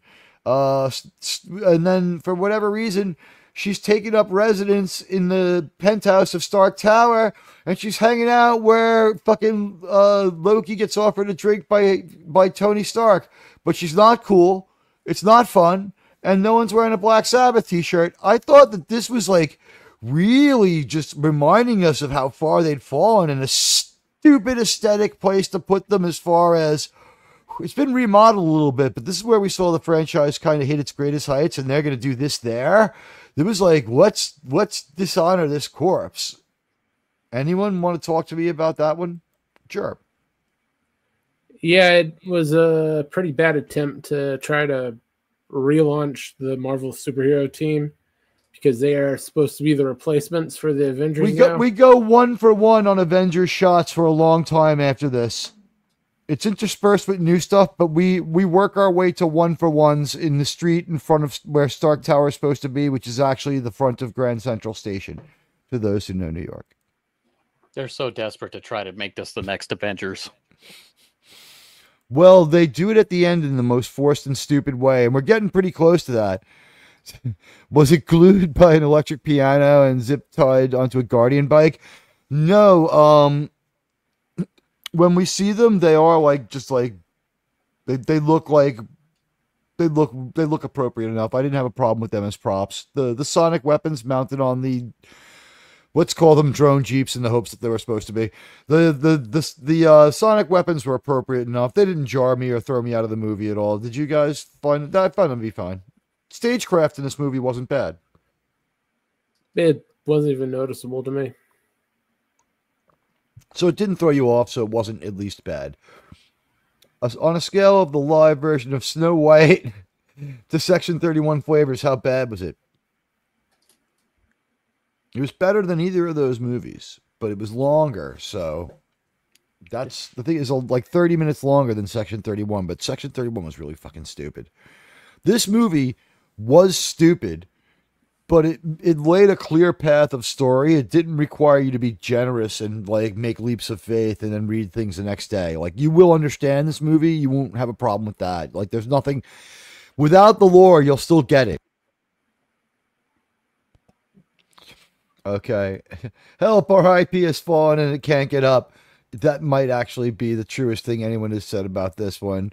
And yes, they are kind of the non-Avengers. It's probably a better team than New Avengers would be. There's going to be 2 competing Avengers. They're going to be like one of those 70s rock bands where some members are in one band and some members are in another, and they fight over the name. Yeah, remember that Thunderbolt Ross used sonic weapons against the Hulk way back when? You're right. So it's in the meta of all of this world. The thing is, the sonic weapon was it was enjoyable, at least. I enjoyed the sonic weapon. It was kind of fun in and of itself, but it was way too weak against other people and way too effective. I guess the idea they fine-tuned it to her lets them off the hook a little bit more than I want to give them 2 bobs, 1 hug. You know what? If only they had allowed this woman to be pretty, I would have maybe been more forgiving, but then the movie continues on. By the way, I'm not calling this a story. Agree or disagree, Germ and Crimwan, give your thoughts. This movie was not so much cause and effect as this happened and that happened. Anyone? That's a pretty good description. This happened, that happened. God complex. They could have separated this into everything and made it one of their crappy TV shows again. It felt like one of their TV shows. It had a little more money in it, but it felt like one of their TV shows. So then the Stark Tower boss fight happens, and it sucks. I thought it sucked. The Sentry is OP as fuck. Sentry pulls off Bucky's arm and beats him down with it. This is his Luke Skywalker edition. Sentry now, it turns out, is only just so loyal to Julia Louis-Dreyfus. The Thunderbolts are allowed to walk out and stand around on the street yelling at each other for a while. This was fucking stupid. And this was the dumbest part of the whole movie because they're standing in the location where the original Avengers have their moment of unity where Cap's like, you take the roofs and the and check that. You take over here. Let's form a perimeter and protect the civilians. We got to get on the phone with the police. And that, like, it's like, dun, dun, dun, dun, dun. And you're like, okay, maybe these guys are a team and we can believe it. And that's happening in the same aesthetic place. And he's like, Yelena, your childhood was dark and horrible. And, like, they have, like, a long talk and walk around. And, like, while all this stuff is starting to happen. And Avengers 1 at the same location in front of Grand Central Station with Yelena giving everyone another reverse pep talk and calling everyone a piece of shit. This is where she says to, and this is the exact line as far as I can remember it. She says, as she's ripping everyone apart. And in the world of, like, like, you know, drugs and club kidding in the 90s, you would run into, like, really mean gay people and they would do what was called reading people. She was reading people like a transvestite man would do, like, just, like, tearing everyone down to the core of their soul. She's like, you're just not even a good person at all. You're a piece of shit to Ghost. And she's like, bitch. And she's like, see what I mean? And that's supposed to be a justification? And then she turns around to Guardian and she's just like, you're materialistic and all you care about is being adored. And he's like, you got to think he did, like, what, 20 years in jail for doing his mission and stuff like that. So, like, maybe that complex is slightly understandable. And he did try to be a good father. And she keeps mocking him for that anyway. So why he deserved to get yelled at, I don't know. Then, like, she yells at someone else for a minute. And that's when Walker's like, maybe instead of yelling at everybody, we should all pull together and get some kind of goddamn plan if we're going to be a team. Because I am not believing we're a team right now at all. He's, like, for consistently the only one who makes sense because, like, Crimson Guardian tries to pull the Captain America thing. He's like, we need to fall back and discuss this and have a plan. And it's just like, you know, the whole old Han Solo thing. We don't have time to discuss this by committee. And so basically, but they are a committee. And they discuss it by committee. And they have a long, extra mean fight. And it's like the dysfunctional family that has to get to a terrible point before they can be honest with each other. So as she's screaming, not screaming, but very calmly, like, reading everybody in stuff that should have been screamed, like Captain America, U.S. agent, just goes, you know, maybe you should just calm down and stop, like, tearing people apart while we figure this out if we're going to do this at all.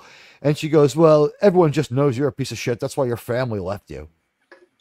And he looks at her and just goes, Jesus, and stares at the ground in the only appropriate reaction of this entire movie, in my opinion. And that's their moment of how they form and become a team. I thought this fucking sucked, guys. Just sounded like a 14-year-old girl trying to get her word in on an argument. Or a mean gay guy. Or that too, yes. Same thing. I like I put in the comments there, her nickname is basically Charcoal Widow. Not quite black, not quite scary. Yeah, she's like Heather Gray Widow. A dark Heather Gray, though. And JT Kirk is hanging in there for our review. We're almost at the end of the chain of events that make up this movie, at which point I'll repeat my conclusions. And then, you know, if anyone has any questions, we'll do that. And, like, what's weird here is we have a very high chance of doing our job correctly and finishing this in under the runtime of the movie, which is 2 hours and 5 minutes, because we're at 1:29 now. So my time management and the fast forwarding, we really, like, covering those points up front made a lot of these irrelevant because this movie really is that shallow. They throw things just right at us. So in the Avengers 1 location, we have the reverse pep talk. Then back to Stark Tower. Bob's now acting like Homelander. He starts choking out Julia Louis-Dreyfus. Mel shows up and deactivates Bob because there's a remote control for him because, of course, there's a chip in his brain, I think they say. And then JLD says Bob's dead. Julia Louis-Dreyfus thinks he's dead. Red Guardian demotivates and remotivates Yelena. And they do this in costumes on the street. She's got 2 katanas strapped to her back, and people are just walking by. It's fucking stupid. I mean, it's just New York. World. It's just New York. Come on. But it was daytime. It was daytime and in Midtown. It wasn't downtown. It's just like 1923 New York. Come on. 1923, but no Statue of Liberty. So he demotivates, then remotivates Yelena. in costume on the street. He's like, there were dark times, and of course their childhood pain was real. This is real stuff they say. So then Bob's body gets disappeared, and it turns out Bob's body has disappeared, and he's pretty fucking immortal. And Bob trashes and destroys people and ashifies them by making them into just a shadowy smudge with a wave of his hand. What happens is he's hovering 100 floors up. There's a helicopter and a sniper, and he's like, and now he's like, you know how effects were too dark and you couldn't see what's going on? So they've leaned into that, and he's just a light-absorbing piece of darkness. He's featureless. He's a shadow of a shadow, and if there's comic book stuff on this, I'd ask Jerm now and Crimlon. I am by far not a comic book expert on any of this stuff. I was not a follower of Sentry. I knew just enough about Sentry. Chat, that was about it. Help us out, chat. JT knows. Let's see. They were just walking down the street singing "Do what diddy diddy dum diddy do." They were singing the Soviet national anthem. To be honest, like that is in the movie. Jim Bob. We have to stop Bob. Quick, get me a grill and a spatula. Yeah, I don't know what to tell you about like the whole. So Bob like waves his hand and he can turn whole people into ash, and then the city is falling into darkness more and more and more, and the darkness spreads and grows like a patch of midnight you can't clear away. And it's exactly like when the city falls into darkness in Independence Day. It really gave me Independence Day vibes. Did anyone else feel it? Just curious. Kind of reminded me whenever Kardashians come to any city. It's pretty much a good indication. Yeah. The void is a thing. Okay. All right. So is that part of who he is too? Hello to the Tetrarch of Apathy.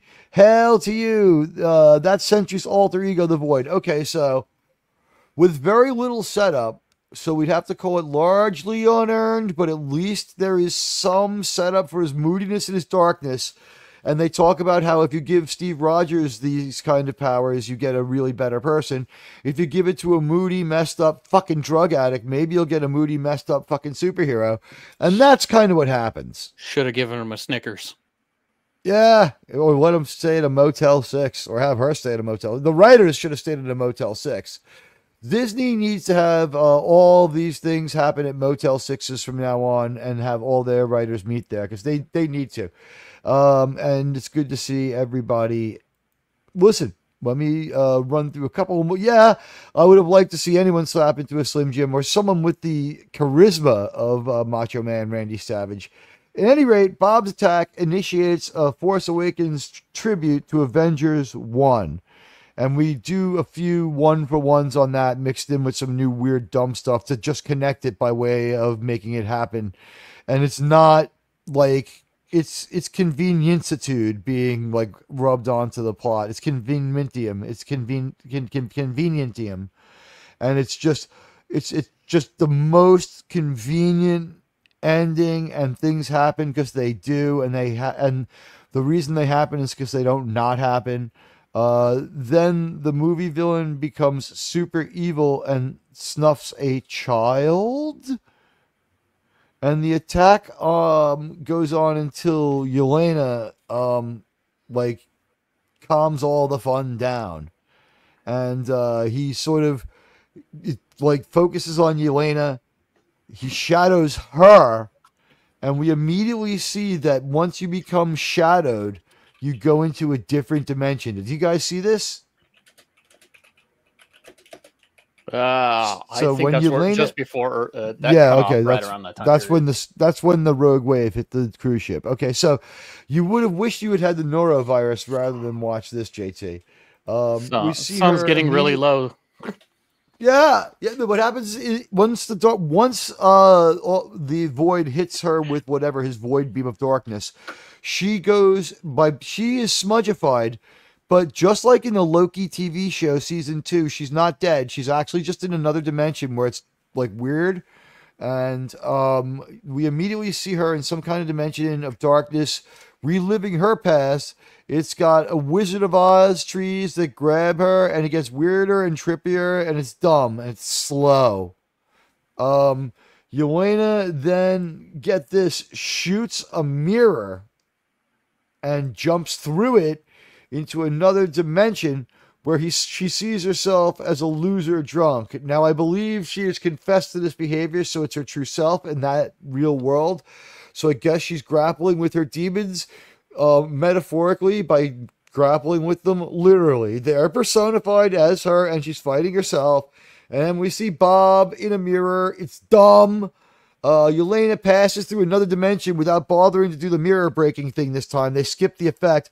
And she speaks to Bob, and he's now a normie human.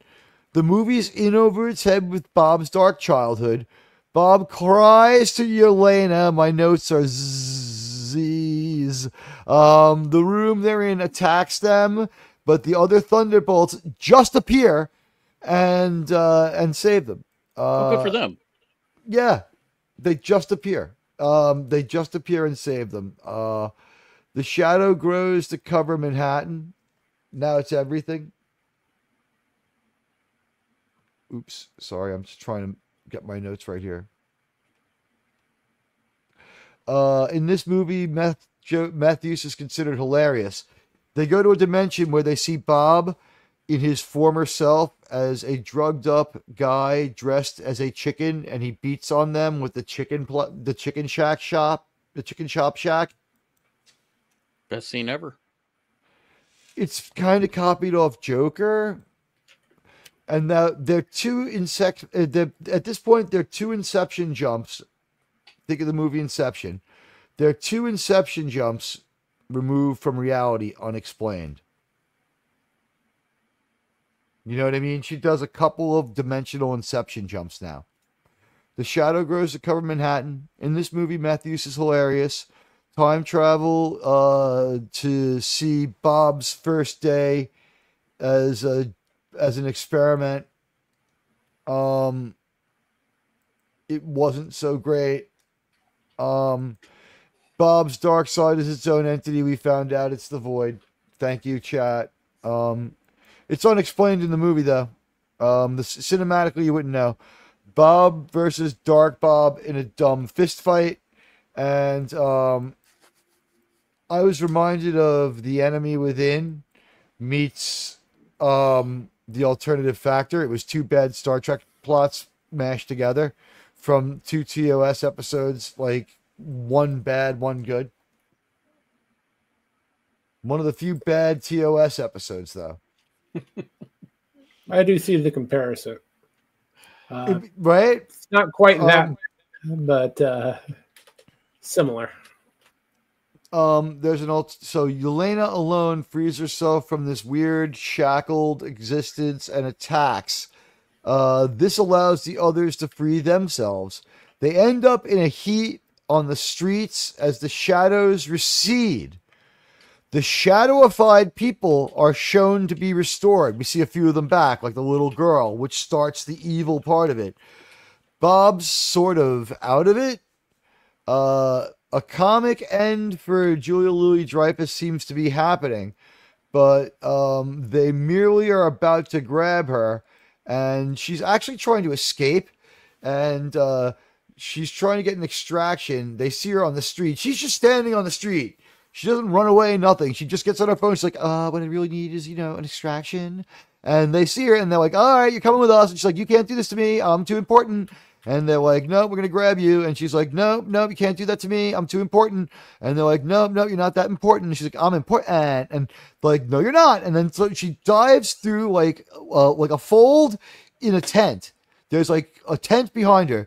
And she like goes through this tarp. That's all we can see. She goes through this tarp, and when they follow her, the press and a podium is just waiting on the other side, magically there. So magical presser. Seriously? Was it in front of a landscaper? Like the symbolism, you know what I mean? It's like so heavy-handed. And they're merely trying to grab her, and it's a presser, seriously.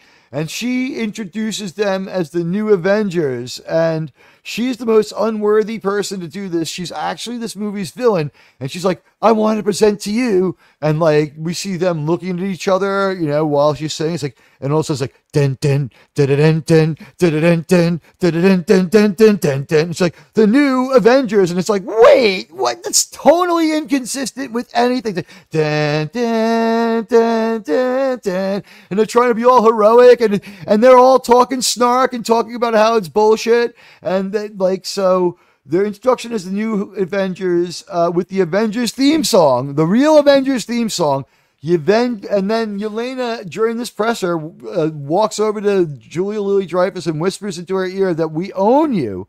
Super stupid ending with a montage of art showing like what the Red Guardian ad campaign would have been like. They aspire to be the fake New Yorker cover art at the end of the montage. And then there's 2 credit sequences during the credits. Guys, would you like to hear about the credit sequences from this incredible movie? Why not? They're supposed to be the only reason they made this movie. Isn't it one long credit scene? I don't think so. This whole movie was just ugh. They should have had one long credit scene, but what they did was they give you one, and then they really like bladder bust the fuck out of you and make you wait. Now, I just walked out during one of the long political diatribes, and they were still on it when I came back. But mid credits, the Avengers Wheatie box, Red Guardian is in like a Red Guardian tracksuit, and he's been a fucking blithering fucking idiot through this entire movie.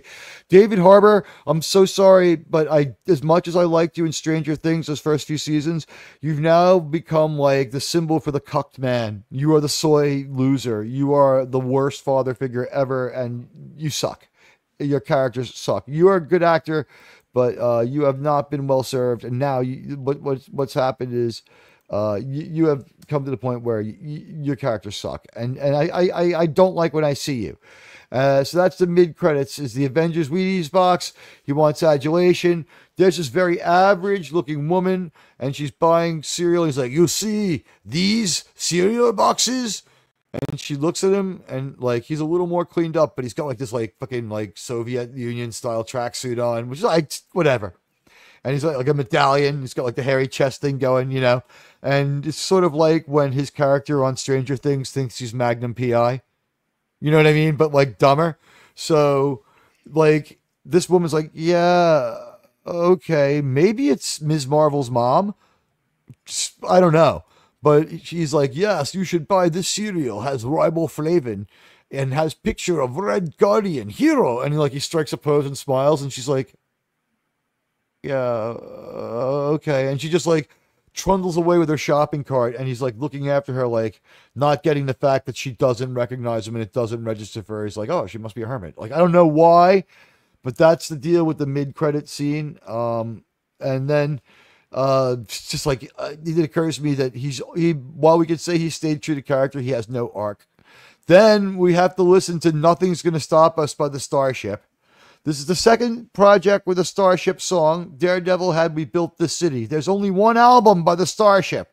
They're an unworthy, deadbeat descendant of Jefferson Airplane, turned Jefferson Starship, turned the Starship. Nothing's going to stop us now. This is the end credit. Then, finally, after we find out who sorted the trash at the place where everybody ate and made sure that the plastic went in the plastic container and it had a 0 carbon footprint, and we found out that parts of this movie were filmed in weird places, we have a thing where they're just hanging out in Stark Tower, by the way. It's now the Avengers building, okay? So they're hanging out there, and they sort of have an Avengers-style man cave where Stark's penthouse used to be, and they're sitting there, and they're like, something's on the news about a ship coming. Like, we get a call from S.H.I.E.L.D. or something that there's a ship coming. So they grab like a tablet, and then he's like, oh, check on that. And they're like, have this stupid fucking dialogue. And they turn on the monitor while they're still talking, and only one person, I think it's Yelena, is staring at the TV kind of intently, and they're talking stupid, dumb bullshit. But the Fantastic Four, the weird retro futuristic rocket, is seen. It's coming to their dimension. Whether it's just passing through on its way to finish its own movie or stopping here at the end, I don't know. But that retro futuristic rocket, and we see it like we see the booster and it's rotating, and we see the 4 on it. So it's them. And someone says something stupid and quippy, and then we end it again. The film had ILM did some of the effects at least, but some more were done by something in South Australia. There were 2 different special effects credits things, and they have Stark Tower, and fucking Cap is suing them. And while they're having that conversation is when they see the Fantastic Four, and the computer voice talks to them. Is the computer voice Scarlett Johansson? It seems to be. And it brings to mind that she sued Siri. So, what do you think, guys? Did I sum this up more or less fairly? You saw most of this movie. Yeah, pretty fairly. Surprised by the roughly 8 minutes you didn't see? You missed about a half hour, but like 10 or 12 minutes of that was waiting for the credit sequences. It was a very forgettable movie. It was a very forgettable. If I hadn't been able to go into that theater in the cruise ship on the high seas and see it again after I came home twice, I would have no fucking clue. I've seen this movie 3 times. Yeah. I've seen it twice. I've seen the critical parts 3 times. I'd say the worst part about it, if they get rid of Sentry out of this and just throw in some rando, it's an okay movie. The thing is, he's such a good idea that misusing him like this really retards the movie down, doesn't it? He's never a good idea.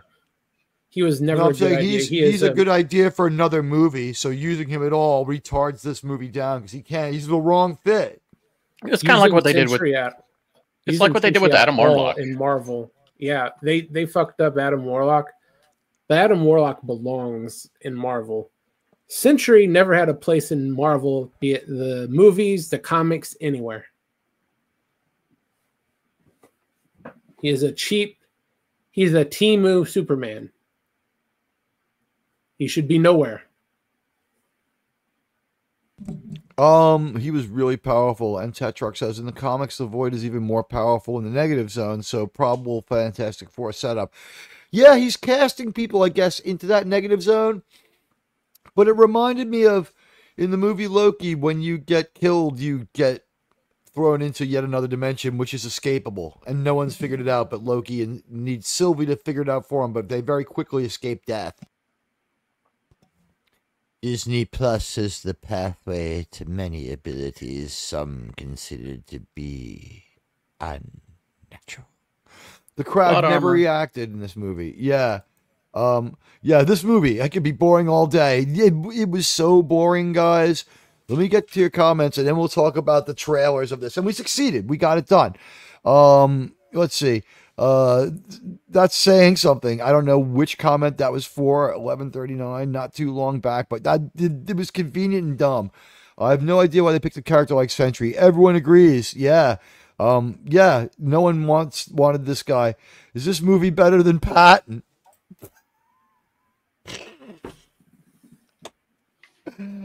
Oh my God. Is sex with the person of your choice better than working overtime? Is 80s cocaine better than anything you can get today? Yes. No, it's not better than Patton at all. It's a terrible movie in all. Let's see. And that's a good one, though, by the way. And let's see. It was a fun-filled story. This story was trying to have fun, but it had a very particular snark kind of humor that it couldn't consistently deliver on. I thought that a lot of the jokes failed to hit their beats and miss the mark. Did you guys feel the failed jokes flying by left and right because the dated, edgy humor was just over? The freshness days passed on this story. I don't know if it's a delayed movie, but it was a delayed story. I started zoning out. Well, I'm going to be honest. There were so many points of this movie where I was just zoning out. Oh, here we go. You know what? Let's do this for fun. You know what? We'll do this for fun. It's not easy. It's not hard to see why this movie got the hell kicked out of it. This movie The writers don't act like storytellers. They don't behave like storytellers. So why should we expect them to write like storytellers? Absolutely. That is exactly, totally, and completely a truism. And thank you so much for that. Yeah, I agree. I don't know what they were thinking. They didn't behave like storytellers. They behave like this movie had the same problem as all bad movies and was very Suicide Squad feeling, in the sense of all characters spoke in the same voice. Everyone was a snarky cut up. It was like Star Trek Discovery that way. Let Monty direct the next one. Yeah, exactly. Hell, I direct like I'm a prima donna. I admit it. The thing I can't stand about Monty is he won't admit it. This director, when I looked, I don't think he had done another movie before. Can anyone IMDb this real quick and tell me the director's provenance while I look? Tell everybody. Yeah, is he all in on the woke ideology, or is he just the poster boy for the cucked dad? At this point, I guess we don't know. He's making so much money getting his ass kicked and being an asshole. It's just like, I guess I'm the. He might have himself convinced that he's like the Curly of the Three Stooges of this generation. He's just like, oh yeah, I'm comic relief, like, superhero. The theme should have been "Nothing's Gonna Stop Us." It should have been "Unrecallable." Yeah, that's what you are. Unrecallable. Yeah, this movie is very forgettable. It counts on you forgetting parts of itself, and it counts on you seeing a movie that's also forgettable. I saw Black Widow last night, and that movie was so fucking stupid. How did he ever get off the wing of that plane? He just rode all the way to Cuba on that from Ohio, didn't he? The profit potential of this film is decent. This movie's getting mixed to mid-high reviews. We'll check that out. Yeah, you know what? As Patton would absolutely say in this situation, and he would mean it. Shut up! I'm better with that, ain't I? The only thing that would even be considered slightly famous that he's done was one episode of Skeleton Crew. Everything else is just junk. I think The Burbs has Jerry Goldsmith as the composer. And you're probably right. And by the way, guys, thank you for sticking with us. Junk. It's a lot of like director of some music video or this or that. It's really nothing there. Shorts. This movie was poorly directed in a series of vignettes that were strung together. So I'm just gonna go over my I opened up with this rant and I'll give it to you again now just so you can get where I'm coming from. Anyone who tuned in late. Thunderbolts is a chaotic, poorly executed Marvel film centered on a dysfunctional team of anti-heroes led by Yelena Belova. The movie opens up with Yelena's snarky, manic inner monologue as she dives off a skyscraper using a parachute to make like an entry through the glass, engaging in a cruel, poorly choreographed fight that sets the tone for the film's reliance on convoluted Marvel lore. The story follows Yelena, Red Guardian, Bucky Barnes, U.S. Agent Ghost, and for like 35 seconds, Task Manager, who are manipulated by Valentina Allegra de Fontaine, a scheming, political, embroiled antagonist, and she sucked. I mean, it basically was Task Manager. Yeah. Someone needed to close out Task Manager quick so the movie could go on, like, performing at a higher rate of performance and doing just a little better. At any rate, as this movie continues down its path of self-destruction, Yelena, Red Guardian, Barnes, and Task Manager are all manipulated by DeFontaine, who is a scheming bitch in the government somewhere. By the way, they made a decision that she's Tulsi Gabbard. She has that weird streak going down the front of her hair, just like Tulsi Gabbard. Am I the only one who felt like they were trying to evoke Tulsi Gabbard? It was like, is it coming together now, or did you just feel it the whole time? Just now, like I couldn't picture it. I knew she seemed familiar. Something was going on. There was something new about the way they styled the character, and it's that she has a Tulsi Gabbard streak, and she's supposed to be a freak and a flake who wants power and control, which is, I guess, one group's narrative of Tulsi. So Julia Louis-Dreyfus was developing augments from from a Star Trek point of view, and she faces impeachment while a team is tasked with unclear missions amid betrayals and infighting. The key figure is Bob the Sentry, who emerges as a Julia Louis-Dreyfus experiment with Superman-like powers and a dark, addictive past. The team, marked by mutual disdain, and we are talking just dripping with disdain here, stumbles through a series of poorly executed, poorly edited, low-stakes action sequences, including a fight against a SWAT team with a sonic weapon ambush. The narrative devolves into long, boring dialogues and expository monologues, with Yelena eventually taking charge in every situation repeatedly to unite the team by yelling at them and putting them down. She's like Snow White, actually. The climax occurs at Stark Tower, where Bob, now dangerously powerful and loyal to Julia Louis-Dreyfus's character, fights the Thunderbolts. Yelena enters a trippy, shadowy dimension, confronts the Void, I guess, or Bob's dark side. We really don't get enough on it, leading to a resolution where the team defeats the shadow entity, restores Manhattan, and exposes Julia Louis-Dreyfus, but then doesn't, okay? So they don't really expose her. So the film ends with the Thunderbolts declared the new Avengers in a press conference, aspiring to be the fake New Yorker cover that's at the end of it, accompanied by a cheesy montage. And then, again, the most prevalent themes that I had in my notes were poor execution and disjointed storytelling ruled the day.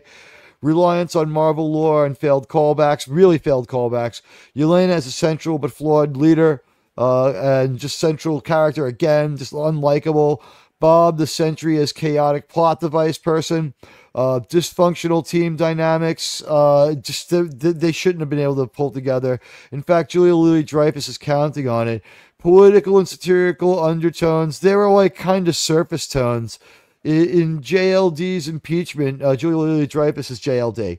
In JLD's impeachment, it's bullshit Veep-like scenes, and they're recurring elements. They're like features, not bugs. And alongside black investigator congressman and press scrutiny, these feel like heavy-handed and poorly integrated. Like, for instance, of course, like, were we supposed to feel good that our one good member of the government was a black man instead of a black lesbian or something? Like, or like you know what I mean? Like, he was like, you know, like he wasn't just some white guy out of nowhere, like, but he was similar enough to someone we'd see walking down. At least we'd see this person walking down the street for a change.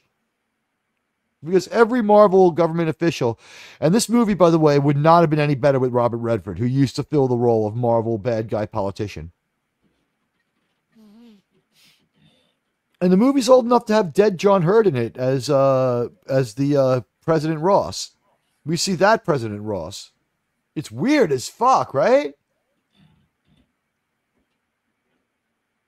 Well, they started making this movie before he died. They were so dumb with this movie before I don't think reshoots were a problem. They may have reshot some stuff, but I don't think it was like ongoing. This movie like was for them a model of efficiency. Inappropriate humor and tones, especially the film was leaning on the inappropriate humor of the Bon White-like kill quips and the idiot music, which clash with the darker elements like the childhood trauma for Bob and the death of a child. This is tonal inconsistency, and this is a major criticism and a major flaw in the movie. It's tonally inconsistent with what's going on at all times. Action and visuals fall terribly flat. The action sequences, like the SWAT fight or the Stark Tower boss battle, are edgy and dumb, and they suck. And the visual elements, some by ILM, some from South Australia, and the settings like Baltimore, Stark Tower, or a desert, fail to impress, with the shadow dimension being dumb and fucking slow. The film attempts to evoke the Avengers nostalgia, like the settings for the fight, and it feels like a TFA-style tribute gone wrong, like we're skinwalkering another movie that's only like about 13 to 15 years old. At the ending, we get the Wheaties box, the fake New Yorker cover, and the new Avengers branding. It's a super stupid and corporate. Some of the new Avengers stuff has like Tide logos on it and stuff like that. Like it's supposed to be. It's not going over the new Avengers thing. Like people are scoffing at it, and it's like wasn't the best rollout. So they should stick with Thunderbolts, and which is the name of her Pee Wee soccer team. She being Yelena. Yeah, it's so stupid. Red Guardian's just stagnant. He's a glory-hungry, materialistic figure who wants adulation, also has no arc, but he's consistently repeating his traits in the expository scenes. It gets tired. His dynamic with Yelena, calling him dad, is a minor bright spot, but boring. And, the nostalgia and the corporate branding again. And my overall impression is that the Thunderbolts is a messy, boring, poorly crafted film that fails to capitalize on overused but still innately intriguing anti-hero premise. It's too overused. I don't know, though. Maybe we need some outright heroes for a change. We're gonna get a Superman who's gonna be confused and hates himself next too. So who knows? It's bogged down by over-reliance on Marvel's past, unfocused character arcs, and a lack of coherent stakes. Bob the Sentry's arc and Yelena's leadership being the most prominent flawed elements. The film's humor, action, and political subtext don't just feel forced; they absolutely are, leading to a super stupid conclusion that prioritizes on branding over substance. It's only a small bit of improvement over previous Marvel movies, and the end is just it's dumb as could be. Like Marvel, it does feel Marvel. I mean, I don't whether they want to call this an improvement or not. I don't know. As far as is this a better movie than Captain Sam Falcon Man? It's so close to being even on this one, guys. It's so close to being even. Like, this movie was cut from the same cloth. It wasn't as confusing, though. So, no, it's not as bad as that one. Because that movie had parts just excised from it because they got too woke and did too many things where they really went way too far. This movie apparently was, like, conceived of after but finished before the older script, which had the woke and crazy ideas for for the heavily reshot Captain America movie. This movie just didn't have problems like the Captain America movie had, or they were really easy to get rid of. But it wasn't a good movie. This was kind of like Star Wars is going through with Andor, where Andor's thing is it's not stupid. However, it's not interesting or engaging or fun. And I don't know if merely not being stupid is enough. I give this movie, if I had to grade it A through F, I would even want to give it an incomplete because it's so slapdash, this fucking movie. But my grade on this movie is that it's like a D. It's like a C minus.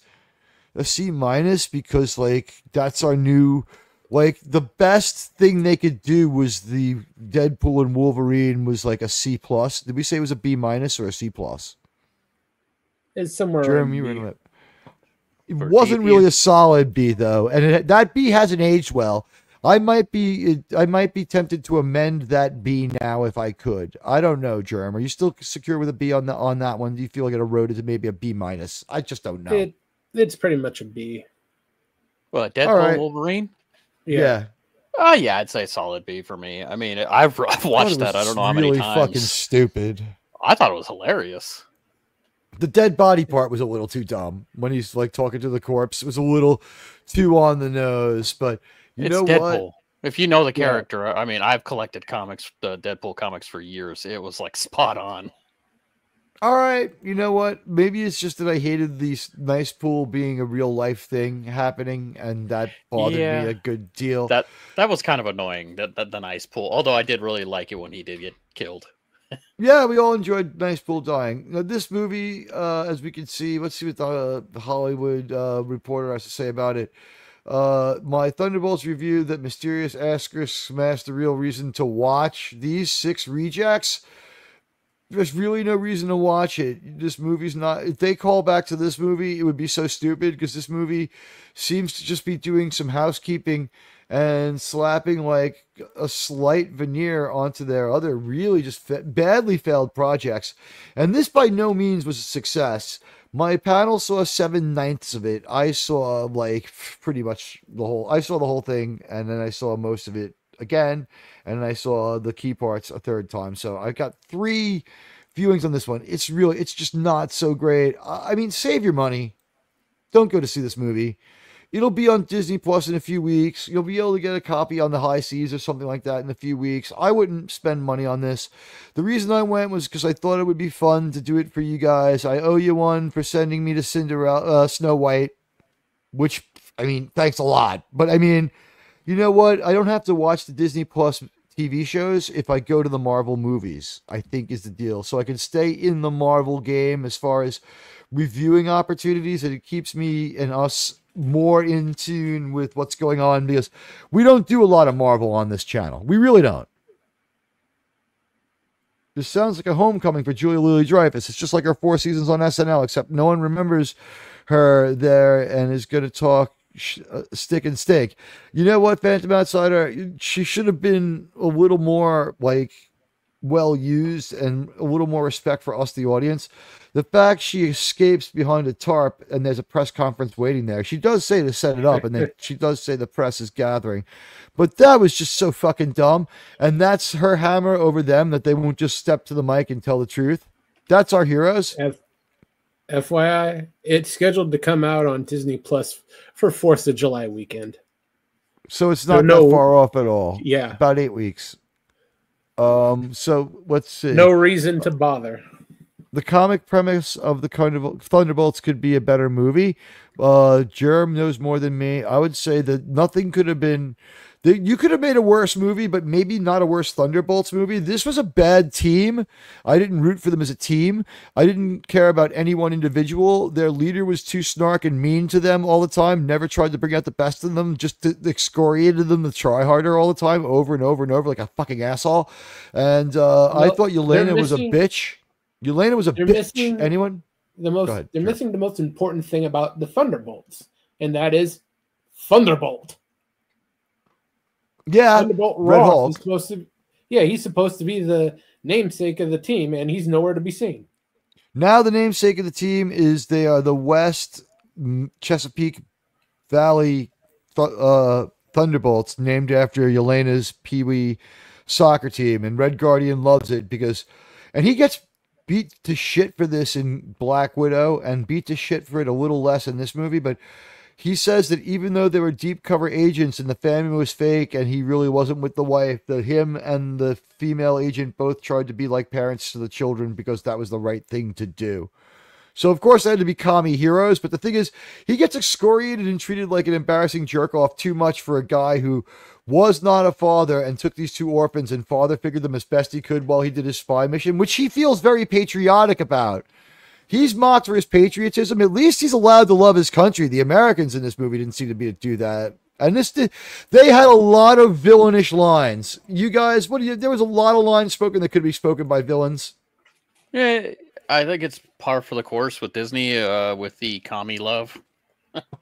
Yeah, this was some commie love. And by the way, I don't know if Seinfeldian quality even applies to this, but this movie was a movie about nothing, essentially, yes. And let's see.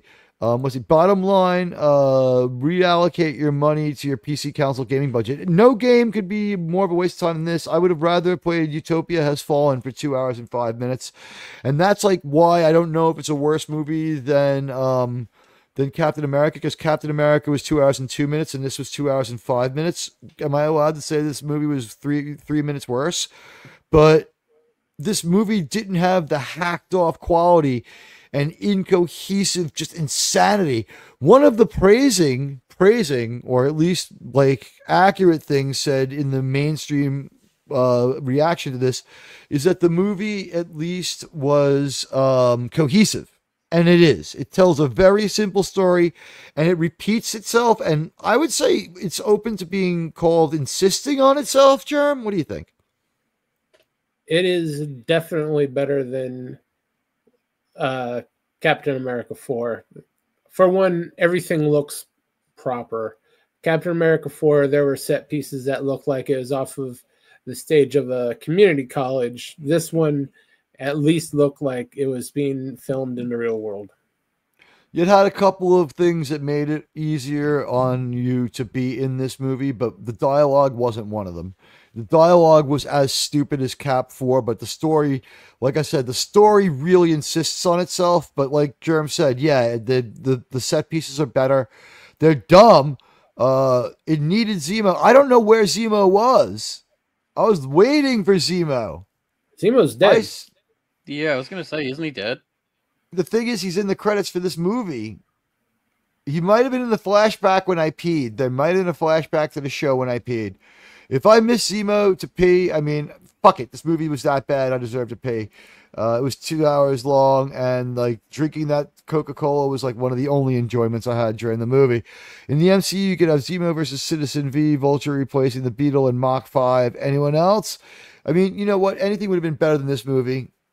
The most interesting thing about the Thunderbolts is in their second appearance in the first issue, they revealed to the readers the villains of our new heroes were, and made them extremely the villains that our new heroes were, and it made them extremely interesting to me. They're just unlovable misfits now. They're unlovable. They're misfits and they're unlovable. You guys want to give some thoughts about the nature of this team? These are people who just work together, it seems. Pretty much. They're just there to be there. I never really cared for any of them. The best thing I can say about it is the only one I actively hated was Sentry. Yelena? Oh, I actively hated Yelena too. The Thunderbolts are characterized mostly by what I would call a mutual disdain, with nervous monologues and expository backstories. So when this team's around, everyone goes Star Trek Discovery on each other, and it's just like, all right, I'm here. Oh, you don't have any right to be here. I have every right to be here. I have a great military record, and I am, special. Like, I was the official Captain America, and like they missed like chances for him to say things like she was just like, "You're nothing. You're dime store Captain America." I still think this would have been a better line. It's like, "I'd rather be a dime store Captain America than a legit Black Widow, you assassin whore." How about that? This team was so dysfunctional. They couldn't quite go that far because of... he could have just stopped it. I'd rather be a dime store cap than a legit assassin Black Widow like you lowlife. He could have said that easily. Yeah, he just wasn't allowed to show up a woman. It's no different than you not be able to hit a woman in any movie. Yeah. By the way, the only character who felt motivated to save people and save people at the end, who always wanted to go do the right thing and save people, was Red Guardian, who's the butt of every joke continuously. So doing the right thing for the sake of doing good is still seen as childish and stupid, and was assigned to the fucking unapologetic commie Soviet. He was admirable in his desire to save people. If there was a hero in this movie, it wasn't allowed to be a hero. It was that like Red Guardian, who's a dick who acts inappropriately. Still, he knows there's a conflict coming. He wants to be at the epicenter so that he can help people. He at least has that. He was supposed to be the one we had nothing for, but like honestly, he's the only one I give anything up to in this movie. I mean, Bucky comes out minimally damaged is the only way to put that one. Go ahead. He's the only one who is a legitimate hero in the entire lineup. Bucky. But Bucky's kind of parachutes in. Bucky is a villain. He started off with a villain. He was a good guy, then he went back to villain. His arc's good. Well, he started off as a good guy. Remember, he fought in war with Captain America. Well, I mean, some might question which side he's on. It depends if we're playing Pictionary or not. He's bounced back and forth. The only straight out good guy on the team is Red Guardian. Yeah. He's at least, here's the thing, he's a low-life commie as far as his terrible philosophy, and he totally believes all that shit. But the thing is, he believes in altruism, being heroic, and protecting people who can't protect themselves. He's at least charging to the sound of the guns. He's the only one. And he, in the inappropriate humor and tone, just gets put down, and they play idiot music while he's being heroic. He's a big, fat, glutton Soviet Union loser and a dick. And he lacks a meaningful arc, but at least he's a hero. Yeah. This movie despises heroic heroes. And that was, unfortunately, a choice they're stuck with because of what they did in Black Widow. He is supposed to be the comic relief, and now he's stuck as the comic relief when he is actually quite a good character. He could have been less comical, then they could have had the comedy come out in different ways. They could have had him not be so, like... He could have been comical with like some of the misguided altruism that seemed out of place without being an idiot. Like the idiotic driving of the car. But I mean, Bucky's just as dumb. Like the idiotic limo driving where he's beeping the horn and drawing attention to them when they need to keep a low profile, but at least he gets them out of there quick. Bucky follows that up by blowing up and flipping a super stretch limo. And everyone just kind of crawls out like, whoa, wow. It was crazy. At no moment in the A-Team were they ever so unbelievable. At the end of Wakanda. Yeah, I thought he was on the raft at the end of Wakanda Forever. I'm not Steve Rogers, and you sure as hell aren't Romanoff. That might have been in the movie. That stuff like that gets said. Problem with Dinosaur Cat would have to say that in front of her dad, Red Guardian. Yeah, she was not respectful to Red Guardian, and she laughed at his super soldier abilities. And like, meanwhile, she's got the same serum and trained assassin. He at least like. The Soviet philosophy was evil and flawed, but at least he was trained to like self-sacrifice to save little people as part of the Soviet PR programming. He, by being a good Russian, was a good Soviet, was better than these other terrible characters. They were so bad that the commie was the best character as far as he wanted to save and help people. And that might not have been a mistake, because we've seen a lot of commie shit in these Disney movies. I'm not even going to lie. Watching this deeply impactful and epic film, so we don't have to. You're welcome. You're welcome. You know what? It was my pleasure to go and see it, honestly. Red Guardian does have the Russian equivalent of Super Soldier Serum in him. Yeah, no, I knew that. And he says it like every 5 minutes, so we get reminded of that. Radioactive and he does will be forced to want to do the later. right thing. We're getting more entertainment from the panel's efforts than the people who watch the movie got. You know what? Here's another thing you're gonna got. In a couple of minutes, I'm gonna put the link for all channel members to join us here, and we'll just talk about it. And maybe we have a copy of this somewhere we can see in the theater on the high seas that we might go to later when we all beam to the same location in Pitcairn Island. Like it might not have, it was no accident, right, Tetrarch? Probably not. You're going to watch it later. We will force you, says Crimlon. Yeah. Disney is so big into putting commie shit because they think the blue-haired weirdos in the CCP will like it. Neither of those groups, any kind, pays to see it. So the joke's on Disney. Yeah, they'll steal it and feel like it's just taking from a corporation. So you're pandering to the wrong people there. No, I won't. Yes, you will. Your eyes will bleed with us. Yeah. This was like being stuck inside of one of those like Hellraiser movies for me. And I think Fantastic Four will be even worse. The glimpse, the trailer for Fantastic Four was as bad as ever. And it looks like they improved the Silver Surfer was my note. It might have been improved. It might have been. She was a little more reflective and a little taller, I think. But with that, I thank you all. Resolute Germ, what you got going on this week? Oh, this Saturday morning cartoons watch party, we have a special 4K version of Earthworm Jim, thanks to our... I lost you there. Thanks to RRTNZ? Yeah. Thank you, RRTNZ. Copy of 4K upgrade.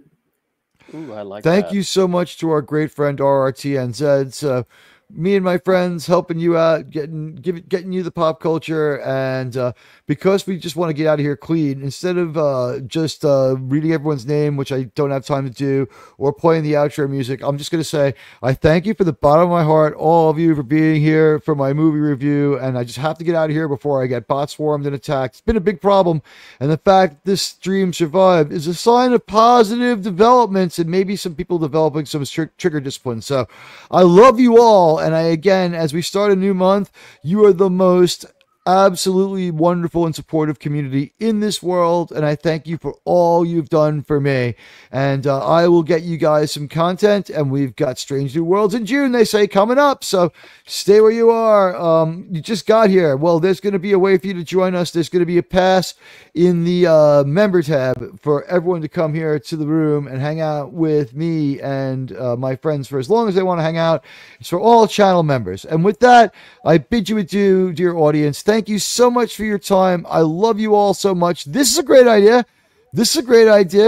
Did you seriously? You know what? You knew we were talking about you, but this is a great idea. And with that, I love you all, and I bid you adieu. I'll see you soon. I'm going to put that link in there right now. Bye, guys.